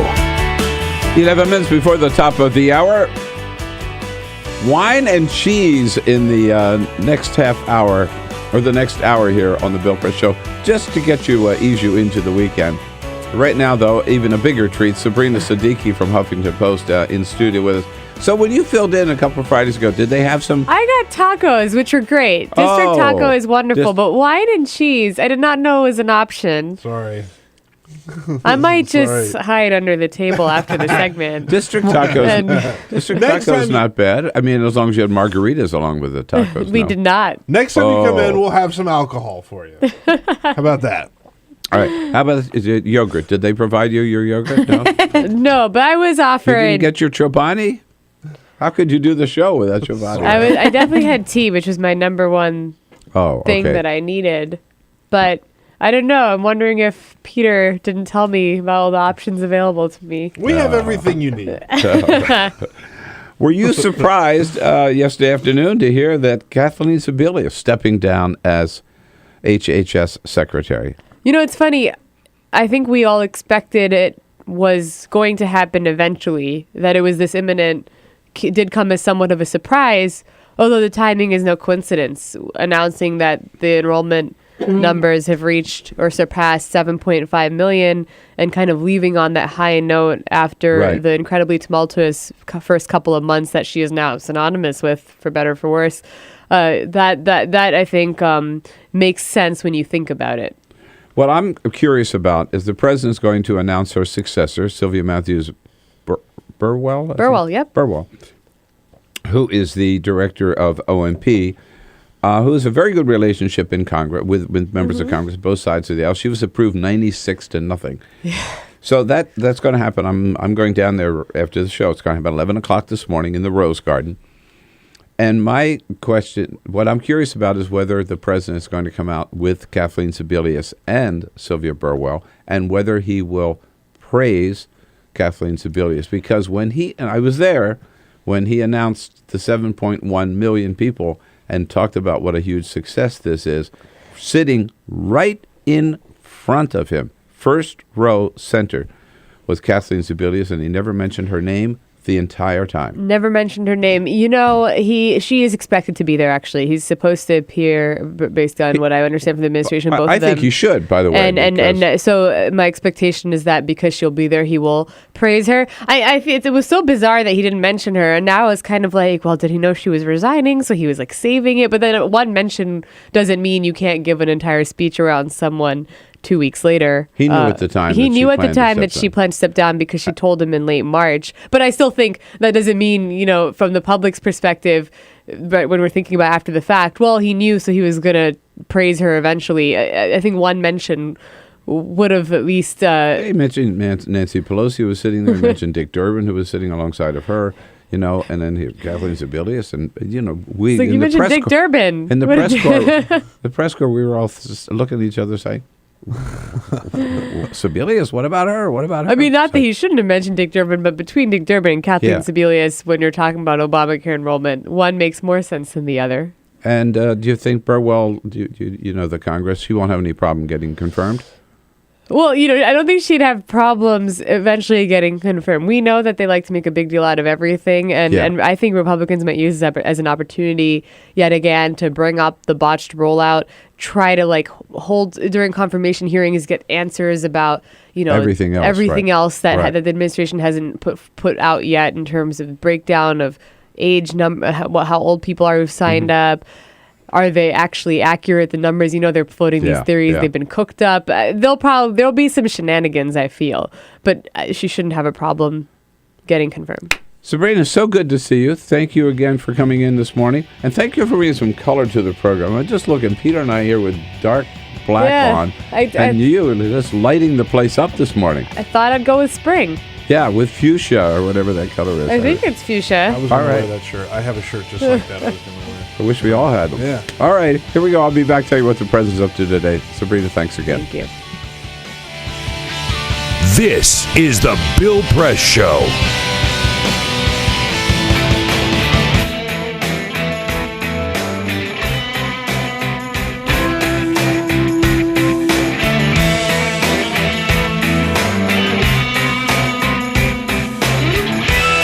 Okay, good to have you with us this Friday morning. And we've got one more hour coming up. I know we'll lose you on Free Speech TV. That's too bad. But we got an alternative for you. You can switch over to our video stream, Talker TV. Go to youtube.com/Talker, TAWKR TV. And we'll be joined by Garance Franka-Ruta from Yahoo News And then we're going to take a little break, after all, it is the weekend, to sample some great wine and cheese for the spring. So you don't want to miss any of this. Hour number 3 coming up.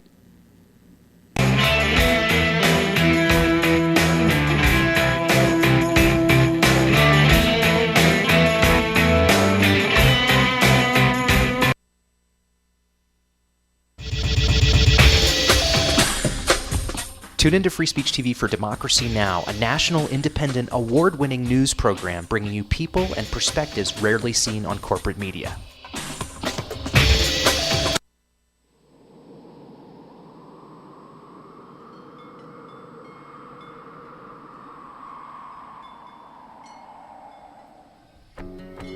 I probably would make a time machine. I would make medicine for the sick. I'd probably invent something new. If I could have an extra 5 years to live. You said 5, right? 5 years. It's a long time. I would try to fix everything I did bad. I would bring my uncle back because I miss him very much. I would get more hamsters. I would probably want to go looking for dark matter. I think I'd go looking for aliens.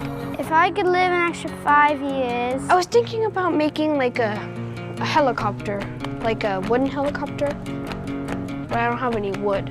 I want to go check out the moon sometime. I'd probably teach my sister not to hate tuna. I would try and invent a machine that lets you run at light speed. If I had 5 more extra years to live, I would be the boss of all the chipmunks. Eu cantaria na frente de 1 milhão de pessoas. I don't really know. I think I'd do anything. Why are you asking me that?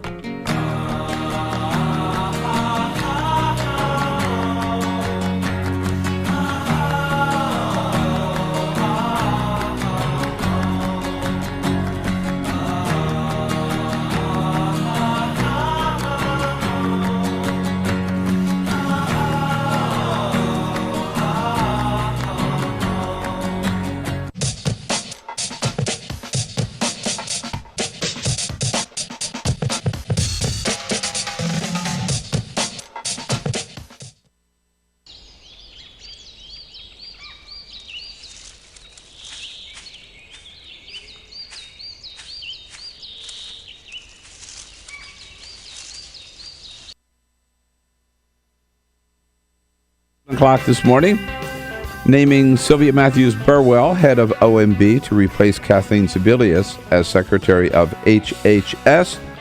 Then he and the First Lady leave for New York City this afternoon. The president's going to be delivering remarks at the National Action Network's 16th annual convention at the Sheraton Hotel, joining the head of the National Action Network, of course, Reverend Al Sharpton.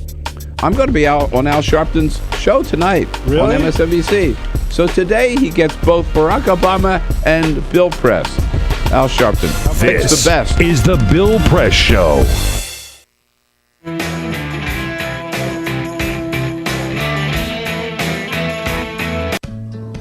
You wouldn't let money just blow out of your house. So when your AC or heater is on, make sure the doors, windows, and fireplace flue are shut tight. If you're headed out, turn down the AC or lower the heat by 10 degrees. And always keep your water heater set at 120. A little bit of common sense goes a long way. Get more great tips at energysaver.gov. So, I'm kind of new here, but I've noticed a trend.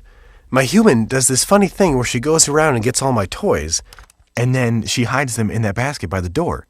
You know, but it's always the same basket, and it's always in the same place. And then she acts so surprised when I find them, but, you know, she's putting them in the same basket. Again. It's like, hello? That's where you put it last time. You were the worst at hide and go seek.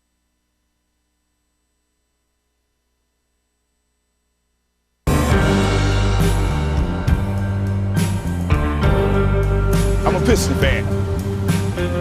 Their slogan was, we come to work. That's what Detroit about. That's why they used it. It's a team thing. They won 2 championships, a team. There was no star. No mayor can come in here and be a star. It's a team thing. No governor should come in here and think you can do it by yourself. It's a team thing. You got communities. They got ideas too. The only thing wrong with Detroit, people have lost hope here. Residents, city workers, so much corruption, they lose hope. But I grew up here. I love this city. I think it can come back.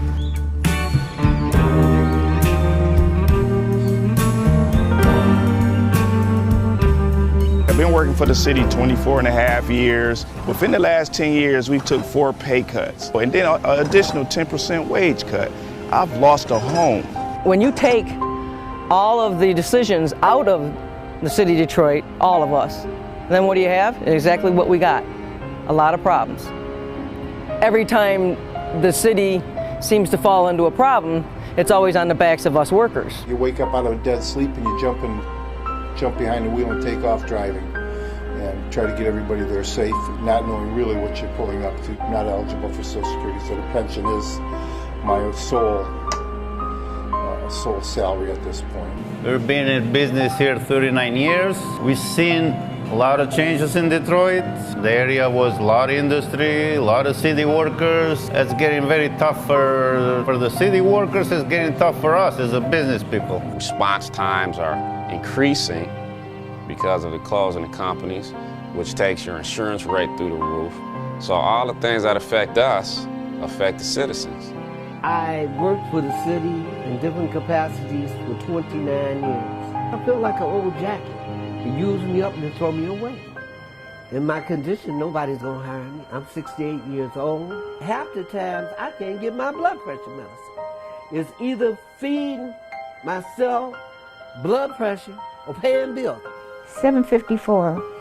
By the time they take all the deductions for I have my car insurance, my house insurance, and my health insurance taken out. So the time they take all that, I'll get about $300 after they take all that out. I don't understand it. I can't see how the governor is allowing this to happen and what they're doing and they want to blame it all on the seniors. Not only the seniors, but the city workers. And we worked hard. I know I worked hard. I've been in Detroit since 1946. I was 14 years old when I came in. I don't live large at all. I wish I could. I don't know when the last time I've been shopping. I only get $1,100, and I'm 81 years old, and I need every penny that I can get and that I do get. And I'm very, very upset about the idea of them taking away my pensions that I worked 30 years for. I think it's terrible that they talk about Detroit like they do, because Detroit has been very good to me. I have a lot of city workers coming in with their uniforms on, Detroit Water Department, Police Department, Fire Department. I get a lot of people, the Border Patrol come in. So if I lose that customer base, I'm going to be in a position where I might have to close down. If they take away their pensions, if they start cutting jobs, it's going to cut into a large percentage of not only our business, but other businesses that are in the city of Detroit. We're here. We've been here for 26 years. We're still trying to do business in the city. Detroiters are survivors. They tough. They adapt. But only can do so much when your politicians ahead of you and we're not on the same team. We're not going to let Detroit be erased, bulldozed to where. We're going to fight to the bitter end. Detroit going to survive.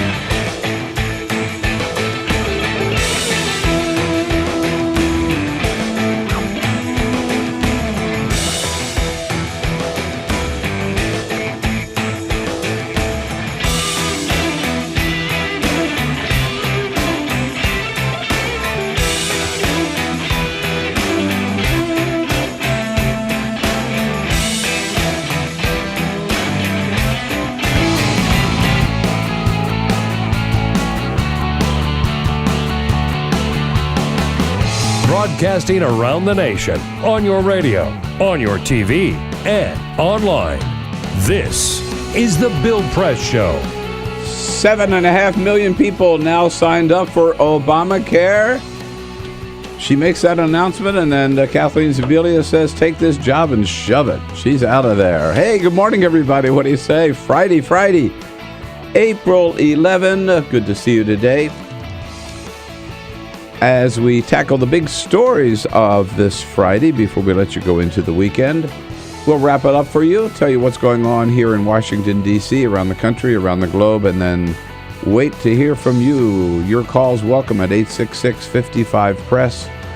Send us your comments on Twitter at BP Show and on Facebook at facebook.com/Bill Press Show. Coming to you live on your local progressive talk radio station and worldwide on our video stream, Talker TV. It's nice to know, you see Daniel Stone from National Geographic on every once in a while here on the show as a guest. Whenever we need scientific evidence and truth, we go to Dan Stone from National Geographic, and he tweeted us this morning. He's watching this morning the video feed in London. He's in London, yeah. In London, traveling. So if there's no excuse for not keeping up with us wherever you happen to be on the planet.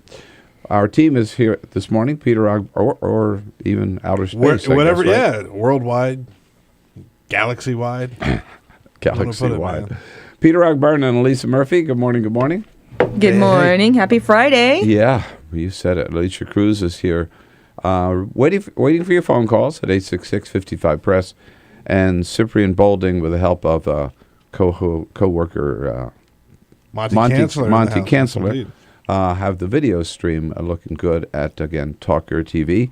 And we welcome back to the studio a good friend who's now changed jobs since she was here with us the last time. Garance, Franka-Ruta, is the Washington editor now for Yahoo News.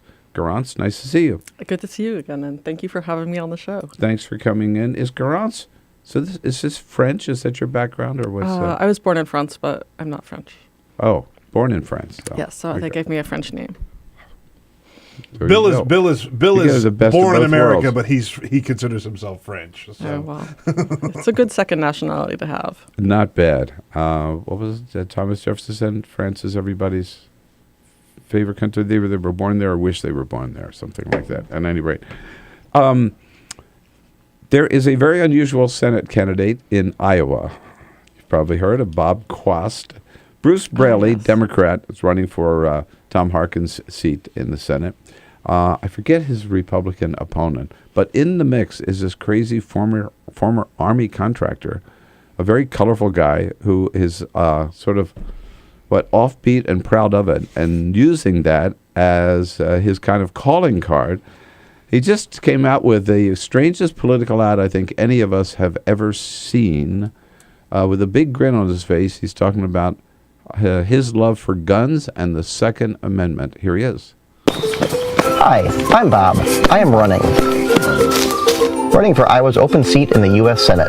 Term limits for Congress need to become the 28th Amendment to our U.S. Constitution. I believe in every aspect of our Constitution, which even a baby knows includes the Second Amendment. If you are the sexual predator and sociopath who murdered my sister Lynette, and you come to my front door to do harm to my girls, I'm going to use my Glock to blow your balls off. Boom! All right. Okay.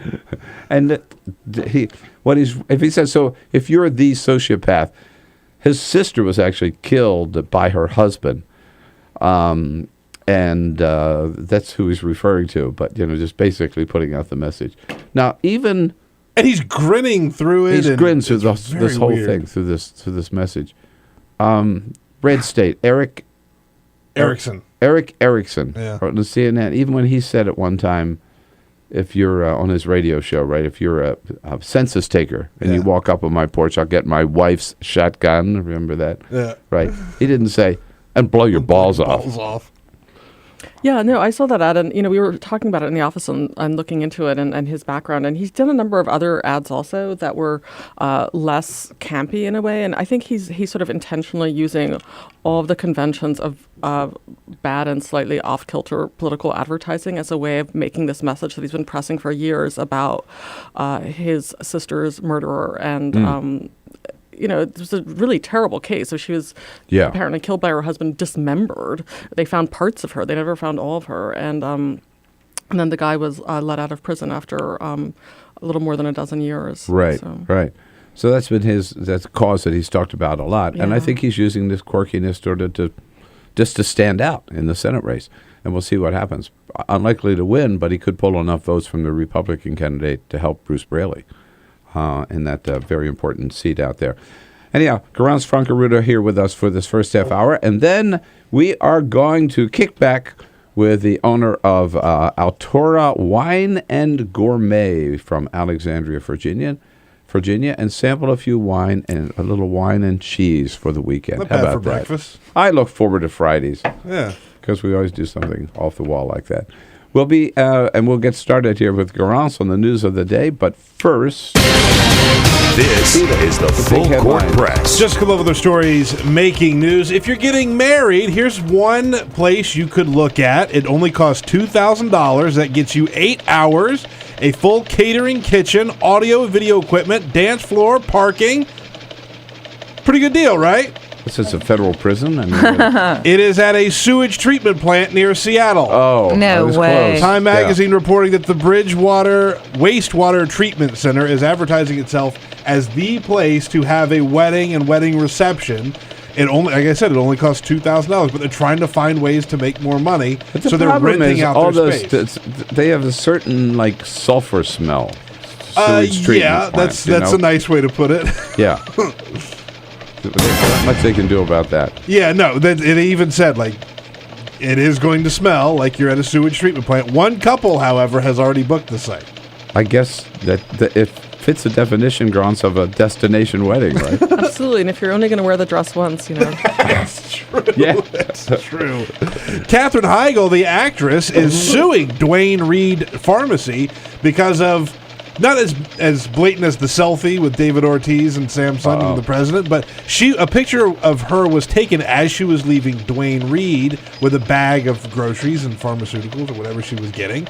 And then Duane Reade tweeted that picture saying, quote, "Love a quick Duane Reade run. Even Katherine Heigl can't resist shopping at New York City's favorite drugstore." She is now suing them for $6 million, saying that they used her in advertising without her consent. Well, that's a little extreme, but I can see that, if the store gets you on a video cam, you're just going in and buying a paper or something like that. I mean, they've no right to take your image the only restrictions on free speech are when it comes to commercial speech, and people do have to, if they're going to use your likeness for a commercial enterprise, they do have to get your permission. Right. It was something that a photographer had taken on the street as she was leaving. Yeah. And then they tweeted it out. So this gets into, again, that area of, is a tweet a commercial? Or how, it's a whole new world. Whereas if, it had been published in Us Weekly first, and then they tweeted it out, I don't think they'd be in trouble. Right. And one of the worst feelings is to be stuck somewhere without any juice on your phone. So what's one way around it? Well, they do have portable phone chargers these days, but a Tel Aviv startup called StoreDot has another idea. They have a prototype of a phone charger, and they say that they can charge your iPhone in 30 seconds. A full charge on your phone in 30 seconds. You can put it on. It's a supercharge. Now, critics say that there is no way that this is not harmful to the phone because when you put a battery through that kind of stress, it greatly decreases the life of it. But it's not available yet, but it could be very soon.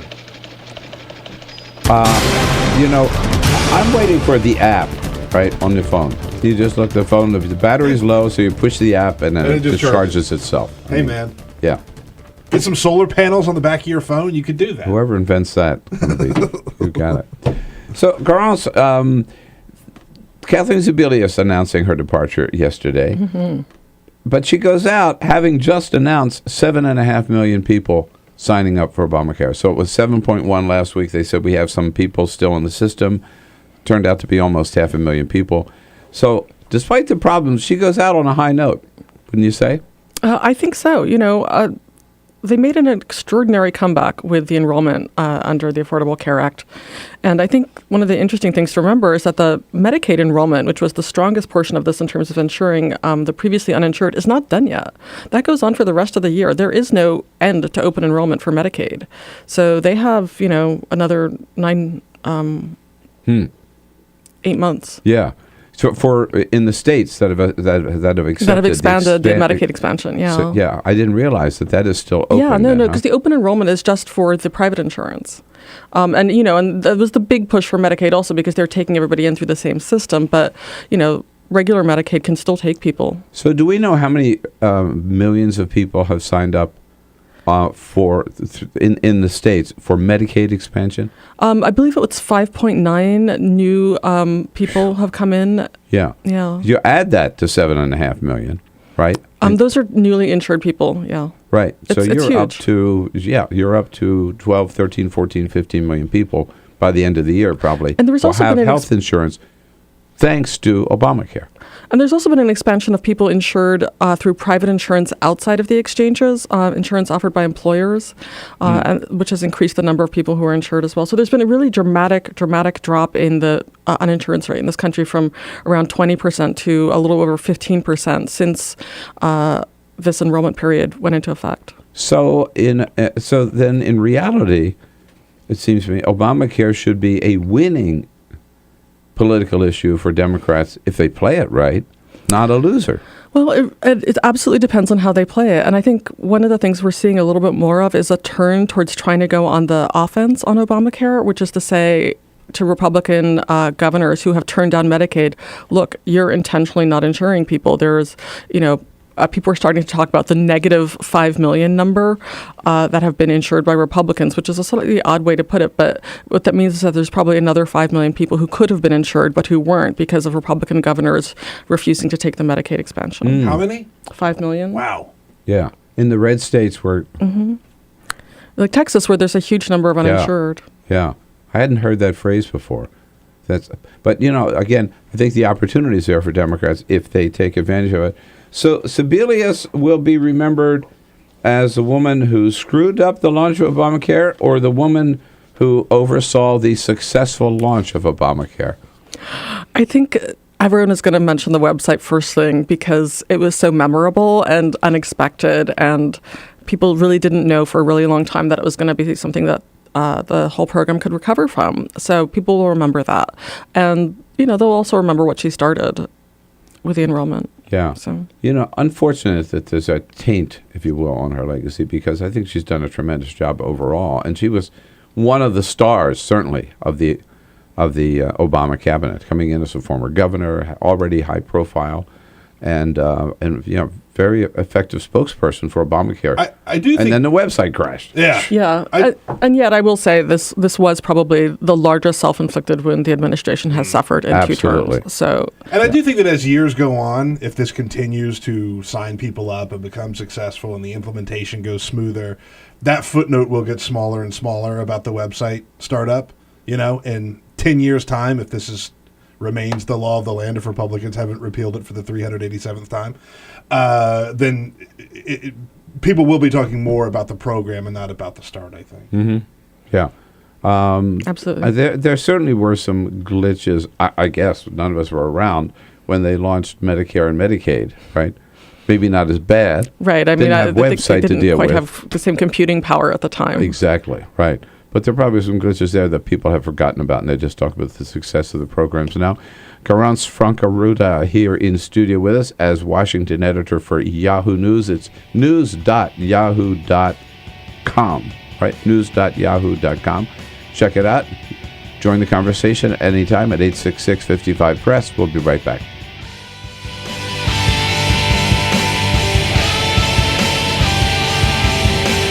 This is the Bill Press Show.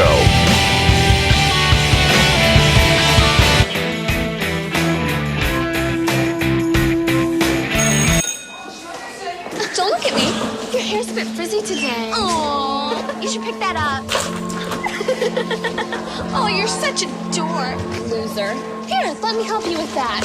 Oops. Every day, kids witness bullying. Oh, look. Your crush is looking at you. Or you. They want to help, but don't know how. See, no one here's gonna help you, because no one Teach likes your you. kids how to be more than a bystander. Visit stopbullying.gov. If you drive buzzed, it could cost you around $10,000. You'll face major legal fees, major fines, and steep insurance penalties. You could lose everything. Nothing kills a buzz like getting pulled over for buzz driving, because buzz driving is drunk driving. When some people struggle with their mortgage payments, they become frozen, petrified. Not knowing what to do, they do nothing. But the people who take action are far more likely to get the most positive outcome. Making home affordable is a free government program. Call now to talk one-on-one with a housing expert about the options that are right for you. Real help, real answers, right now. Here at the GED Pep Talk Center, we have pep talkers standing by to get you motivated for your GED diploma. Text the name Terry to 69222 for a sympathetic pep talk. You show people what you really are. Or for a gentle pep talk, text the name Deborah. You know you're going to make people very proud of you. And if that's not enough, text the name Danny for an extreme pep talk. Prove everyone wrong. Show them you're the boss. Get your GED pep talk and find free GED classes. Text the name of the person you want a pep talk from to 69222.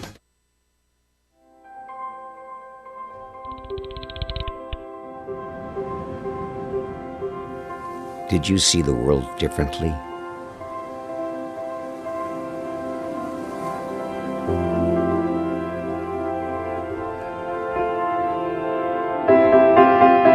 Did you celebrate the victory?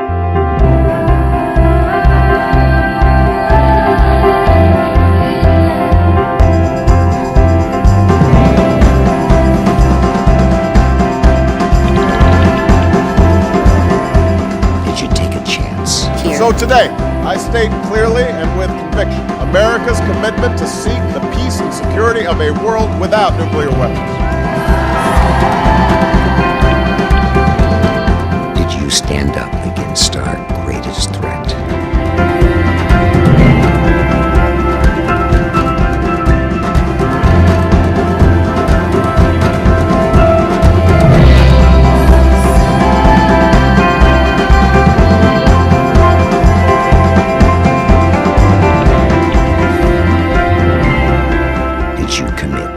Change the world.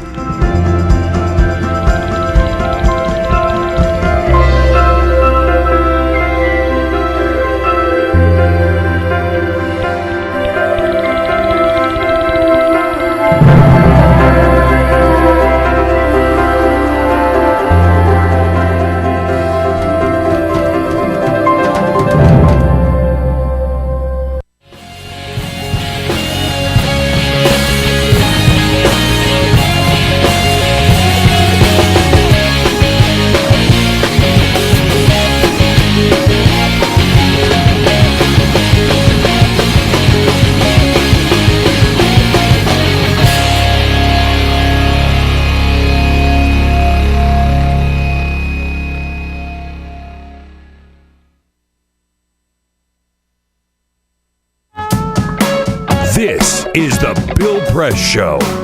24 minutes after the hour. You know, what special cheeses might you pick up for a little your dinner party tonight, or just enjoy yourself over the weekend? And what wine ought to go with it? We'll find out in the next half hour here of the Bill Press Show. Right now we're talking what's happening here in our nation's capital with Garance Franka-Ruta, who is Washington editor for Yahoo News. Congress goes out of town yesterday without doing anything yet about extension of unemployment insurance, and also with the Senate rejecting, Garance, this week, the Paycheck Fairness Act. I mean, just the title of it. How could you be against the Paycheck Fairness Act, which says women ought to be paid the same amount of money as men for the same job? Can somebody explain the other side of that to me? Well, I think the other side of it, the law did two things. One of which is it allowed people to share salary data without fear of getting fired. Retaliation, yeah. Or any kind of retaliation. And I think Republicans didn't really object to that part of it as much because that's just an information sharing thing. It doesn't really have any legal implications. But the other part of it is that the law slightly tightened the regulations around the standard of proof for filing discrimination lawsuits, and that was the major Republican objection because they think that anything that could lead to greater lawsuits or the likelihood that lawsuits succeed more easily is something they object to. But isn't the answer to avoiding lawsuits is to do the right thing? It's yes, sort of like think. medical malpractice. Doctors won't be hit with all these huge fines or whatever if they're not screwing up, right? Same thing here. If the employer is paying everybody equally across the board, regardless man or woman, they're not going to be sued. But I don't understand, again, the Republican opposition to this, and particularly in this midterm election year. Well, I think that's one of the reasons Democrats put forward the bill, because it's interesting to watch Democrats play wedge issues like this, and this is definitely going to be a wedge voter issue. It's designed to drive turnout by especially single working women who are a Democratic core base voting population and who are maybe not quite as enthused about turning out this year as they would have been last year.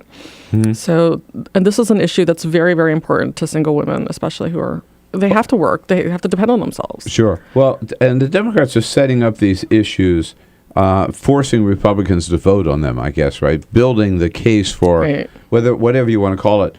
I think the president talked economic opportunity, right? And in each of these cases, the subsets of that are minimum wage. Democrats for it, Republicans against it. Extension of unemployment benefits. Democrats for it, Republicans against it. Paycheck fairness, equal pay for women. Democrats for it, Republicans against it. I think you could add Obamacare to that list too, right? Yeah, and the administration certainly does. They call it part of their sort of economic security agenda. Having access to insurance is an economic security issue, and many of these issues actually affect women disproportionately. The access to health care, especially for their kids as well. Minimum wage, majority of minimum wage workers are women, and so this is it's about really putting attention on these things that are incredibly popular with core voters, and also minimum wage is popular with everybody, and which have almost no chance of getting through. Yeah, and that's the agenda the Democrats want to run on this year, and will. Garance Franka-Ruta from Yahoo News. Say hello to our good friends Olivier and Chris Moody, too. Yes, absolutely. And thanks for coming in today. Yeah, absolutely. Thanks for having me. We'll be right back. This Wine and cheese is the coming Bill up. Press Show.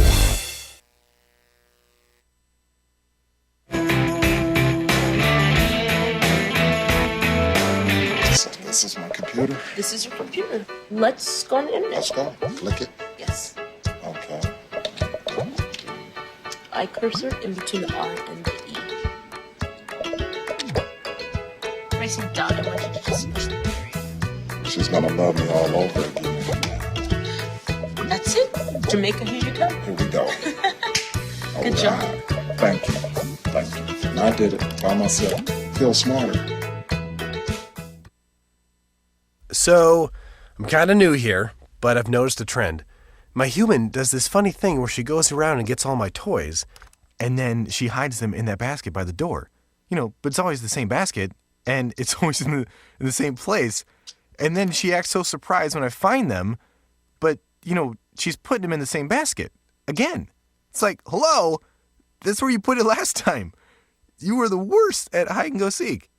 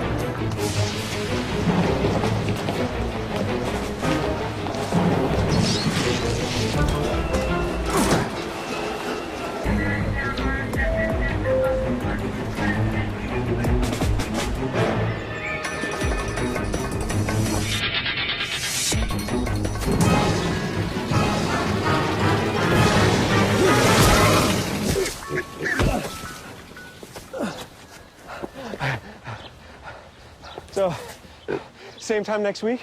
Well, of course. Put away a few bucks, feel like $1 million. For free tips to help you save, go to Feed the Pig.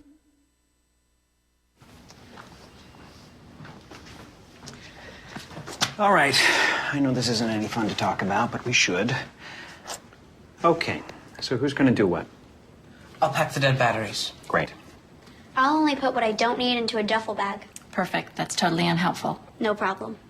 Meanwhile, I will try to comfort everyone by speaking in a calm voice. And I'll try to get the generator going without any gas.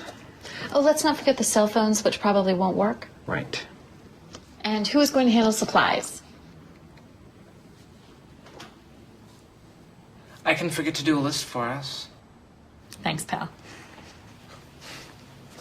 Well, I think we couldn't be any less prepared. I'm proud of you guys. Talk to your kids about who to call, where to meet, what to pack. Visit ready.gov/kids for tips and information. Hey, thanks for stopping by. You know, I followed your character since the first episode. I'm a big fan. Big fan. Thank you. And listen, your storyline, it makes for incredible TV drama. Thing is, your drug use is very adult content. Too adult for the kids. So I'm gonna have to block you. Oh, man. Yeah. Well, have a good one. You're a nice lady.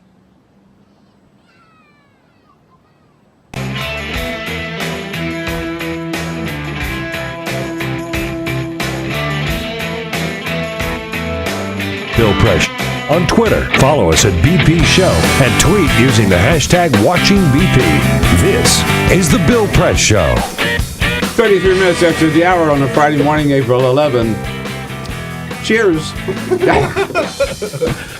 Yeah, that's where we're going, this segment here of the Bill Press Show on a Friday. Taking a look at a couple of wines and some little snacks here. For your Friday night cocktail party. We just start early because we don't have that much more time left. We've been up for a while. Yeah, we have. It's getting cocktail hour, don't you think? Yeah. Somewhere on the planet It's it time. is. And to guide us through all of this, we welcome Edgar Salinas to the program. He is the owner of Altura Wine and Gourmet in Old Town Alexandria, right across the river. Hey, Edgar, nice to see you. Nice to be here. Thanks so much for having me. Thanks for getting up early. Is this the earliest you've ever had a cocktail hour? Actually, believe it or not, no, it's not. But that's another story. Yeah, I'm not sure I want to know that story. Maybe I do want to know that story. We'll save that. So, what are we sampling? Wines, and tell us about it. Where are we? How long have you had your shop? We've been open for 3 months. We opened right before Christmas last year, so we're the new kids on the block in Old Town Alexandria. So. Good for you. Great community. Thank you. And you're right on King Street in Excellent Alexandria, community. Right off King Street, a half a block north. Yeah. Great location. Yeah. Yes. So, pardon me, where do you want to start us here?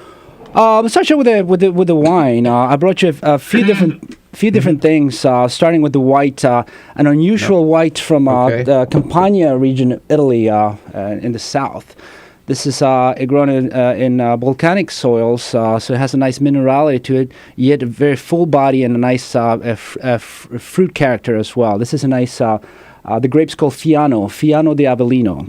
Yeah, and is the wine is this the Greco di? No, I'm sorry. The grape's called Greco di Tufo. My apologies. Greco di Tufo. Yeah. A nice minerality, full body. This is a nice alternative to somebody who likes Chardonnay, perhaps, with a little bit of less oak. Okay, let's mention maybe the three of them, and then we'll taste them. I know. I've got it up to I'm ready to have a drink. Peter's already done. I think he needs a refill. So where do we go next? We'll go next to the rosé, so kind of a little progression between from light to full body. This is a rosé made from Cabernet Franc, grape out of the Loire Valley in France, which is very well known for Cabernet Franc grape. They do a good red and also a rosé. This is the season for rosé wine, summertime stuff that you would have a nice glass of cold rosé in the patio. A good French rosé, Provence or Loire Valley. Loire, absolutely. Can't beat it. Provence.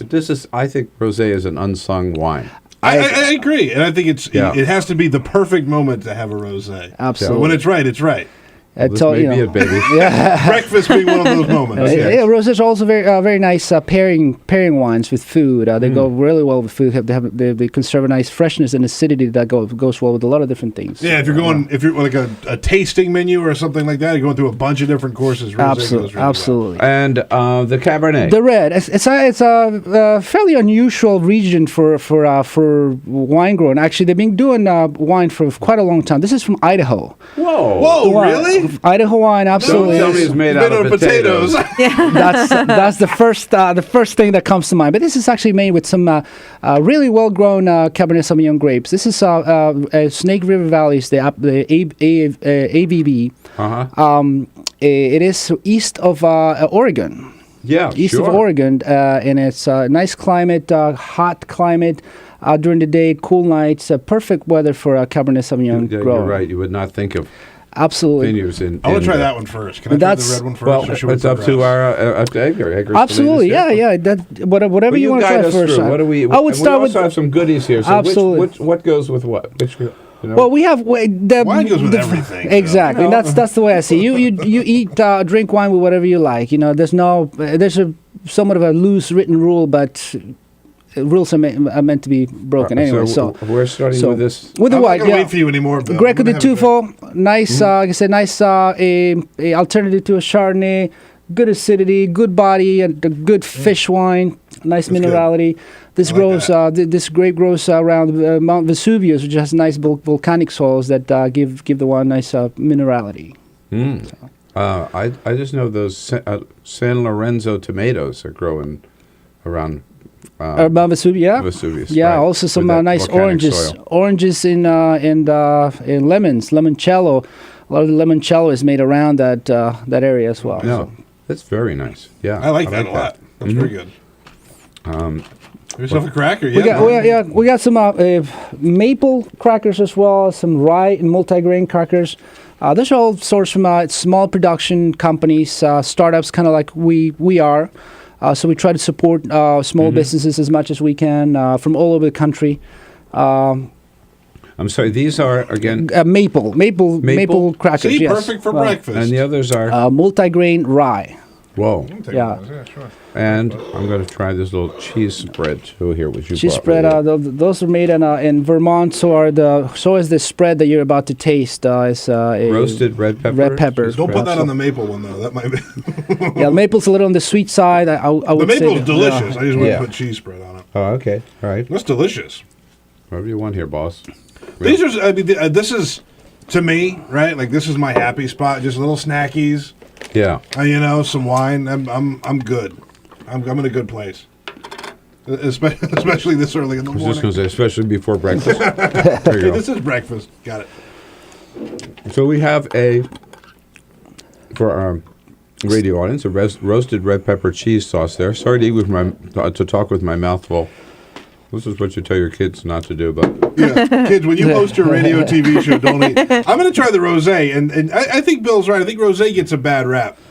Yeah. I think it's rosés come a long way. I think we tend to associate rosé with some of the sweet kind of wine that it's not necessarily something you would have every day. What are you doing? You're pouring more? That doesn't matter nothing like that. There's a limit. Well, I guess the word tasting is out the window now. Loosely interpreted. Exactly.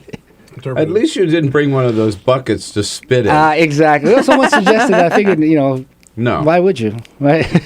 Yeah, serious question. Yes, sir. I don't see that as much anymore. The whole spitting out of the bucket. I mean, people just go out and drink wine now at these wine tastings, right? Yes. It depends on what the purpose of the tasting is. I've been to tastings of industry tastings in which you're about to taste 500, 600 different wines. So it's in your best interest to spit out, because by the time you get to the 10th wine, you can no longer taste the rest. I also taste 500, 600 wines. Yeah. If I taste 3 of them, I could remember what the first one tastes like. Yeah, by the time you get to glass number 8, everything tastes delicious. Exactly, yeah. The thing about rosé, I was going to piggyback on the rosé comment. So I think because there are too many sweet, cheap American rosés, and people get the wrong impression of it. Right. Yeah, I mean, a good rosé is really nice and nice and dry. It's dry. Some of them have full body. And they use several different grapes to make rosé. And the character varies depending on what they use and how they make it. You know, this particular one's made with Cabernet Franc, but they do a lot of rosés with the Syrah grapes. That's a little bit of spiciness to it. Oh, really? Yeah. Grenache is another one that make good rosé from. Mourvèdre is another one in Provence, Bandol. So there's some meaty rosés out there. I'm curious to know. I love this. Yeah, it's really good. It's really, really good. From your standpoint, sort of how society, at least American society, has evolved and grown up in terms of how we choose and drink wine. Because I think now there are more knowledgeable people. There's more knowledge on wine and drinking than ever before. So what have you seen as someone who sells to people? I think people are becoming more curious. I think people have become more adventurous about what they want. They might come to the shop with an idea of what they want, but they're more open to alternatives. Yeah. I think that is huge for the potential of the industry and for the potential of people being exposed to great things and not necessarily too expensive. Whoa! I just had a taste. I'm sorry, of this jam. This is Sriracha? Sriracha? No, is it Sriracha jam? Sriracha jam. Get out of here with that. Sriracha jam is peach sriracha. It's a combination. Well, the combination is sweet and spicy. Sriracha is a pepper.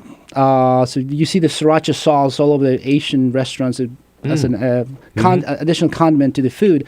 They mix sriracha and a little bit of peach jam, and they get that nice combination of peach, and then suddenly it hits you, right? Right. I love sriracha. That's the idea, and this is a product from the Jam Stand out of Brooklyn, New York, and a very small company. So there were so many wines available, and we didn't even get to the Cabernet yet.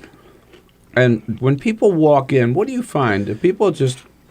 I buy a lot of wine and drink a lot of wine, and I still feel that I'm ignorant when it comes to this. There's so many choices. So exactly. But people coming in, do you find they know what they want, or they're just looking to you to say, point me to, I'm going to serve cassoulet. What should I serve with it, or something like that? I think I get a lot of both of those types of people. People who are looking for something specific, some specific style. Yeah. Sometimes a specific label, and some people that are looking for something to accompany, a gift or a dinner or a pairing. So. Every day we see a lot more of those people that are adventurous and want to try something different. That's why we have something. A lot of shops of the same concept have the wine club, which is a way to experiment different things. I pick the wines every month, and if you join, you get 2-3 different wines. Different places, different varietals, and stuff that is sort of off the beaten path. So. Now, if not everybody is able to enjoy all these wines, or they have some questions to some of the snack stuff that they want to find out exactly, what we're having, so they can find them locally where they live, can they get to AlturaWineGourmet.com? That is correct. We should put that link up on our website. Absolutely, we will. Altura, Altura, AlturaWineGourmet.com. Quickly about, this is the Cabernet from Idaho. From Idaho. It's Snake River Valley. It's the AVA. It's been an AVA or American Viticulture area since around 1995. And they've been making wine for much longer than that. And a perfect climate, like I was saying, for Cabernet Sauvignon grape. We have hot days, cool nights. This is closer to the east part of Oregon, where it's a little warmer climate. So, well, the winemakers, the winery school is Sawtooth, and I think single-handedly this winery is putting the Idaho wines on the map. Wow. I'd never heard of Idaho wine before this. This is very good. I am going to take back all the snarky comments I've made about Idaho. Having tasted this Cabernet Sauvignon, it's really a very fine wine. Bill, another nice thing about Altura wine is they have a great tasting room in the back, which is very rare to find in Old Town. And it sounds like somebody we know has spent a little time there. No, not yet. How about that? Yeah. No, Edgar, this is really great stuff. Thank you so much. My pleasure. Thank you for having me. The big treat this morning. And again, AlturaWineGourmet.com. We'll have a link up on our website about these wines and some of the other fine products you have Absolutely. there. One last thing to mention about the wines that you're tasting, everything that you're tasting, it's all about value. We're about value. It's not about spending an arm and a leg for a bottle of wine. These are $800 a piece? No, not at all. This is $15, $12, and $18 respectively. Oh, yeah. That's cool. So good wines, well made for a very reasonable price. That's the winning combination of a business. All right, listen. Look forward to popping across the river and saying hello and coming in the store. I look forward to having you there. Thank you so much. All right, and we'll come back with our Bill Press show and have a glass of wine in the meantime. This is the Bill Press Show.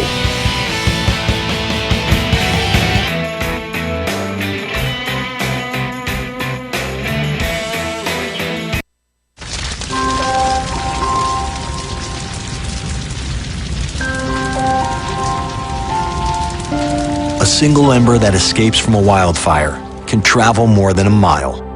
That single ember can ignite and destroy your home or even your community. You can't control where that ember will land, only what happens when it does. Get Fire Adapted now at fireadapted.org.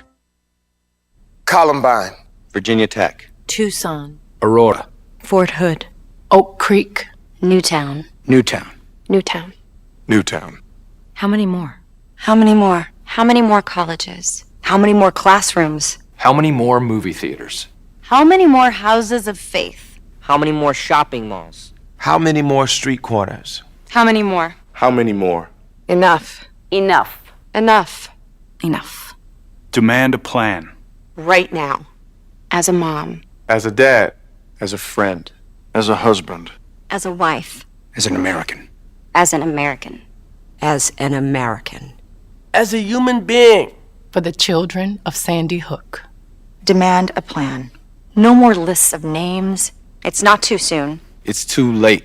Now is the time. Before we all know someone who loved someone on that list. No more lists. No more. Who they might have been. No more. If we had just done something yesterday. It's time. We can do better than this. We can do better than this. It's time. It's time. It's time for our leaders to act. Demand a plan. Right now. Right now.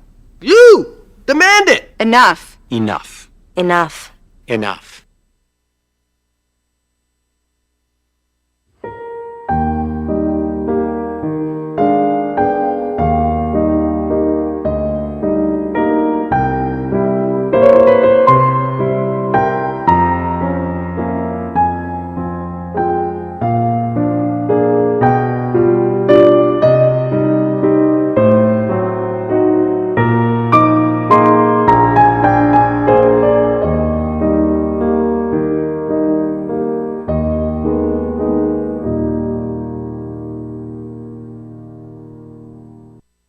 None of us would want to be told we can't marry the person we love. As Americans, we believe in freedom. That's what I fought for as a Marine, and that's what we believe in as Republicans. Freedom means freedom for everyone. I didn't used to understand the importance of same-sex marriage, but after learning my brother was gay, I wanted the same rights for him. He was the best man at my wedding, and I want to be the best man at his. It's only fair that Calvin should have the freedom to marry the person he loves, too. It's time for marriage.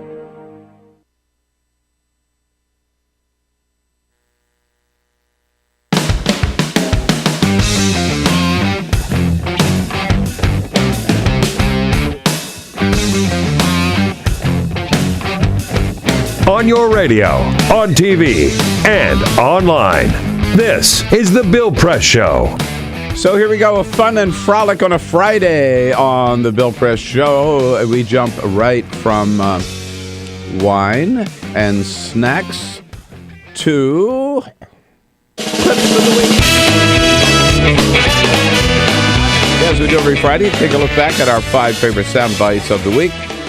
We start at the bottom, work our way up to the top. The CEO of Mozilla Firefox was forced to resign because of his support of a measure against gay marriage in California. Bill Maher says, I think I know who did the dirty deed. Number 5. Also, I think there is a gay mafia. I think if you cross them, you do get whacked. I really do. Yeah, he did, and the head of Mozilla Firefox got whacked for his writing a $1,000 check. Conan O'Brien, remember the selfie that President Obama took with Big Papi at the White House? Conan O'Brien says, "Here's what we can expect to happen now." Number 4. Crazy story in the news today. You probably heard about this. The Obama White House may soon ban the taking of selfies with the president. Oh, no. Ban them, yeah. When he heard this, Bill Clinton said, "Man, I remember when selfies with the president had a totally different meaning." And David Letterman, who announced he was retiring last week, retiring in 2015, says he has noticed that this has made a noticeable difference in his hate mail. Number 3. Last week I mentioned to folks that I was retiring, and the reaction has been overwhelming. But I'll tell you, the most impressive reaction that I've had since I made that announcement last week was, now I'm seeing and feeling kind of a wistful tone to my hate mail. It's People are not just going to pile on now because maybe they're feeling a little sorry for him. President Obama in Austin, Texas yesterday told a classic story about LBJ. Number 2. One particularly bold aide said he did not believe a president should spend his time and power on lost causes, however worthy they might be.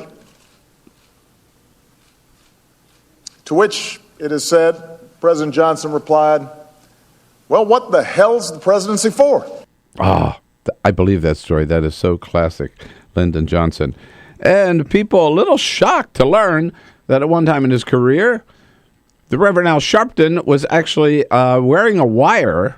He was a snitch for the FBI. And Sharpton says, "I was doing the right thing. I was no rat." Number 1. Rats are usually people that were with other rats. I was not and am not a rat because I wasn't with the rats. I'm a cat. I chase rats. And whether it's a rat in racial profiling or police brutality or mobsters exploiting black artists, don't get me confused. Richard Nixon, I am not a crook. Al Sharpton, I am not a rat. Back with a parting shot. Just a couple of minutes. We'll be right back. This is the Bill Press Show.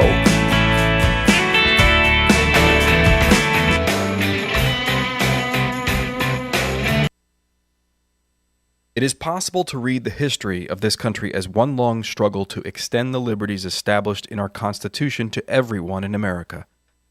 In other words, who, according to our laws and culture, gets to be considered a person? The law creates legal personhood, and movements create law and change culture. So, how have the courts passed laws to shape our culture? That history goes way back before Citizens United. 1819, Dartmouth College versus Woodward, Supreme Court case, turned a corporate charter from a government-granted charter to a contract. This ruling gave corporations standing within the Constitution. 1886, Santa Clara County versus Southern Pacific Railroad. Though the court did not rule on corporate personhood, the decision was subsequently cited as a precedent to hold that a private corporation is entitled to the same 14th Amendment rights of due process and equal protection as human beings. This makes it impossible for us to make laws that treat local businesses any differently than giant multinational corporations, even if their business practices are deemed to be harmful to workers, the environment and communities, or if they have a history of violating the law. Hale versus Henkel, 1906. The court granted corporations the Fourth Amendment search and seizure protection. Dodge versus Ford Motor Company, 1919. The Michigan Supreme Court says the business corporation is organized and carried on primarily for the profit of the stockholders. Stockholder primacy is established. The purpose of the corporation, according to the court, is no longer to serve the public good, as it had been. It is now to maximize profit for shareholders above all else. Pennsylvania Coal Company versus Mahon, 1922. Corporations get the Fifth Amendment takings clause, meaning if you pass a regulation that impacts a corporation's ability to make a profit, that is deemed a taking, and they can sue for the right to future profits lost. This creates a chilling effect, and local and state governments become much more hesitant to pass laws in the public interest for fear that corporations can claim loss of potential profits that cities and states will be on the hook to pay. Buckley versus Vallejo, 1976. The Supreme Court rules that spending money to influence elections is protected under the First Amendment, in effect saying that money is speech. Citizens United versus Federal Election Commission, 2010. Today, the Supreme Court of Chief Justice John Roberts declared that because of the alchemy of its 19th century predecessors in deciding that corporations had all the rights of people, any restrictions on how these corporate beings spend their money on political advertising are unconstitutional. The court's ruling threatens to undermine the integrity of elected institutions across the nation. It's a rejection of the common sense of the American people.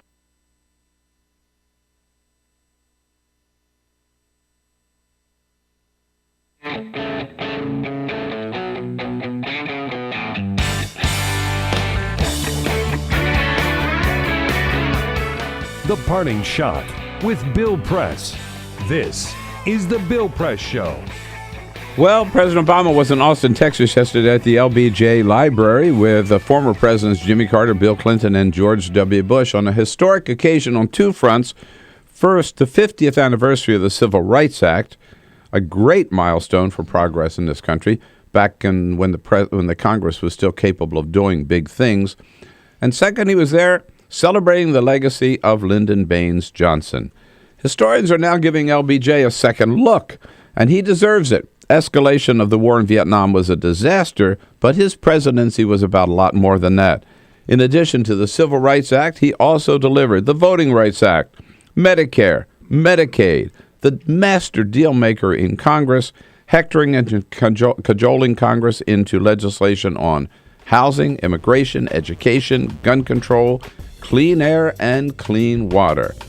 You know, I'm glad that President Obama went down to the LBJ Library, and maybe, just maybe, some of LBJ's skill and determination in working with Congress will rub off on Barack Obama. Folks, my parting shot for today. It's been a great week. Now up to you to have a great, great weekend. Kick back, relax, and then come back and see us again right here on Monday morning. This is the Bill Press Show.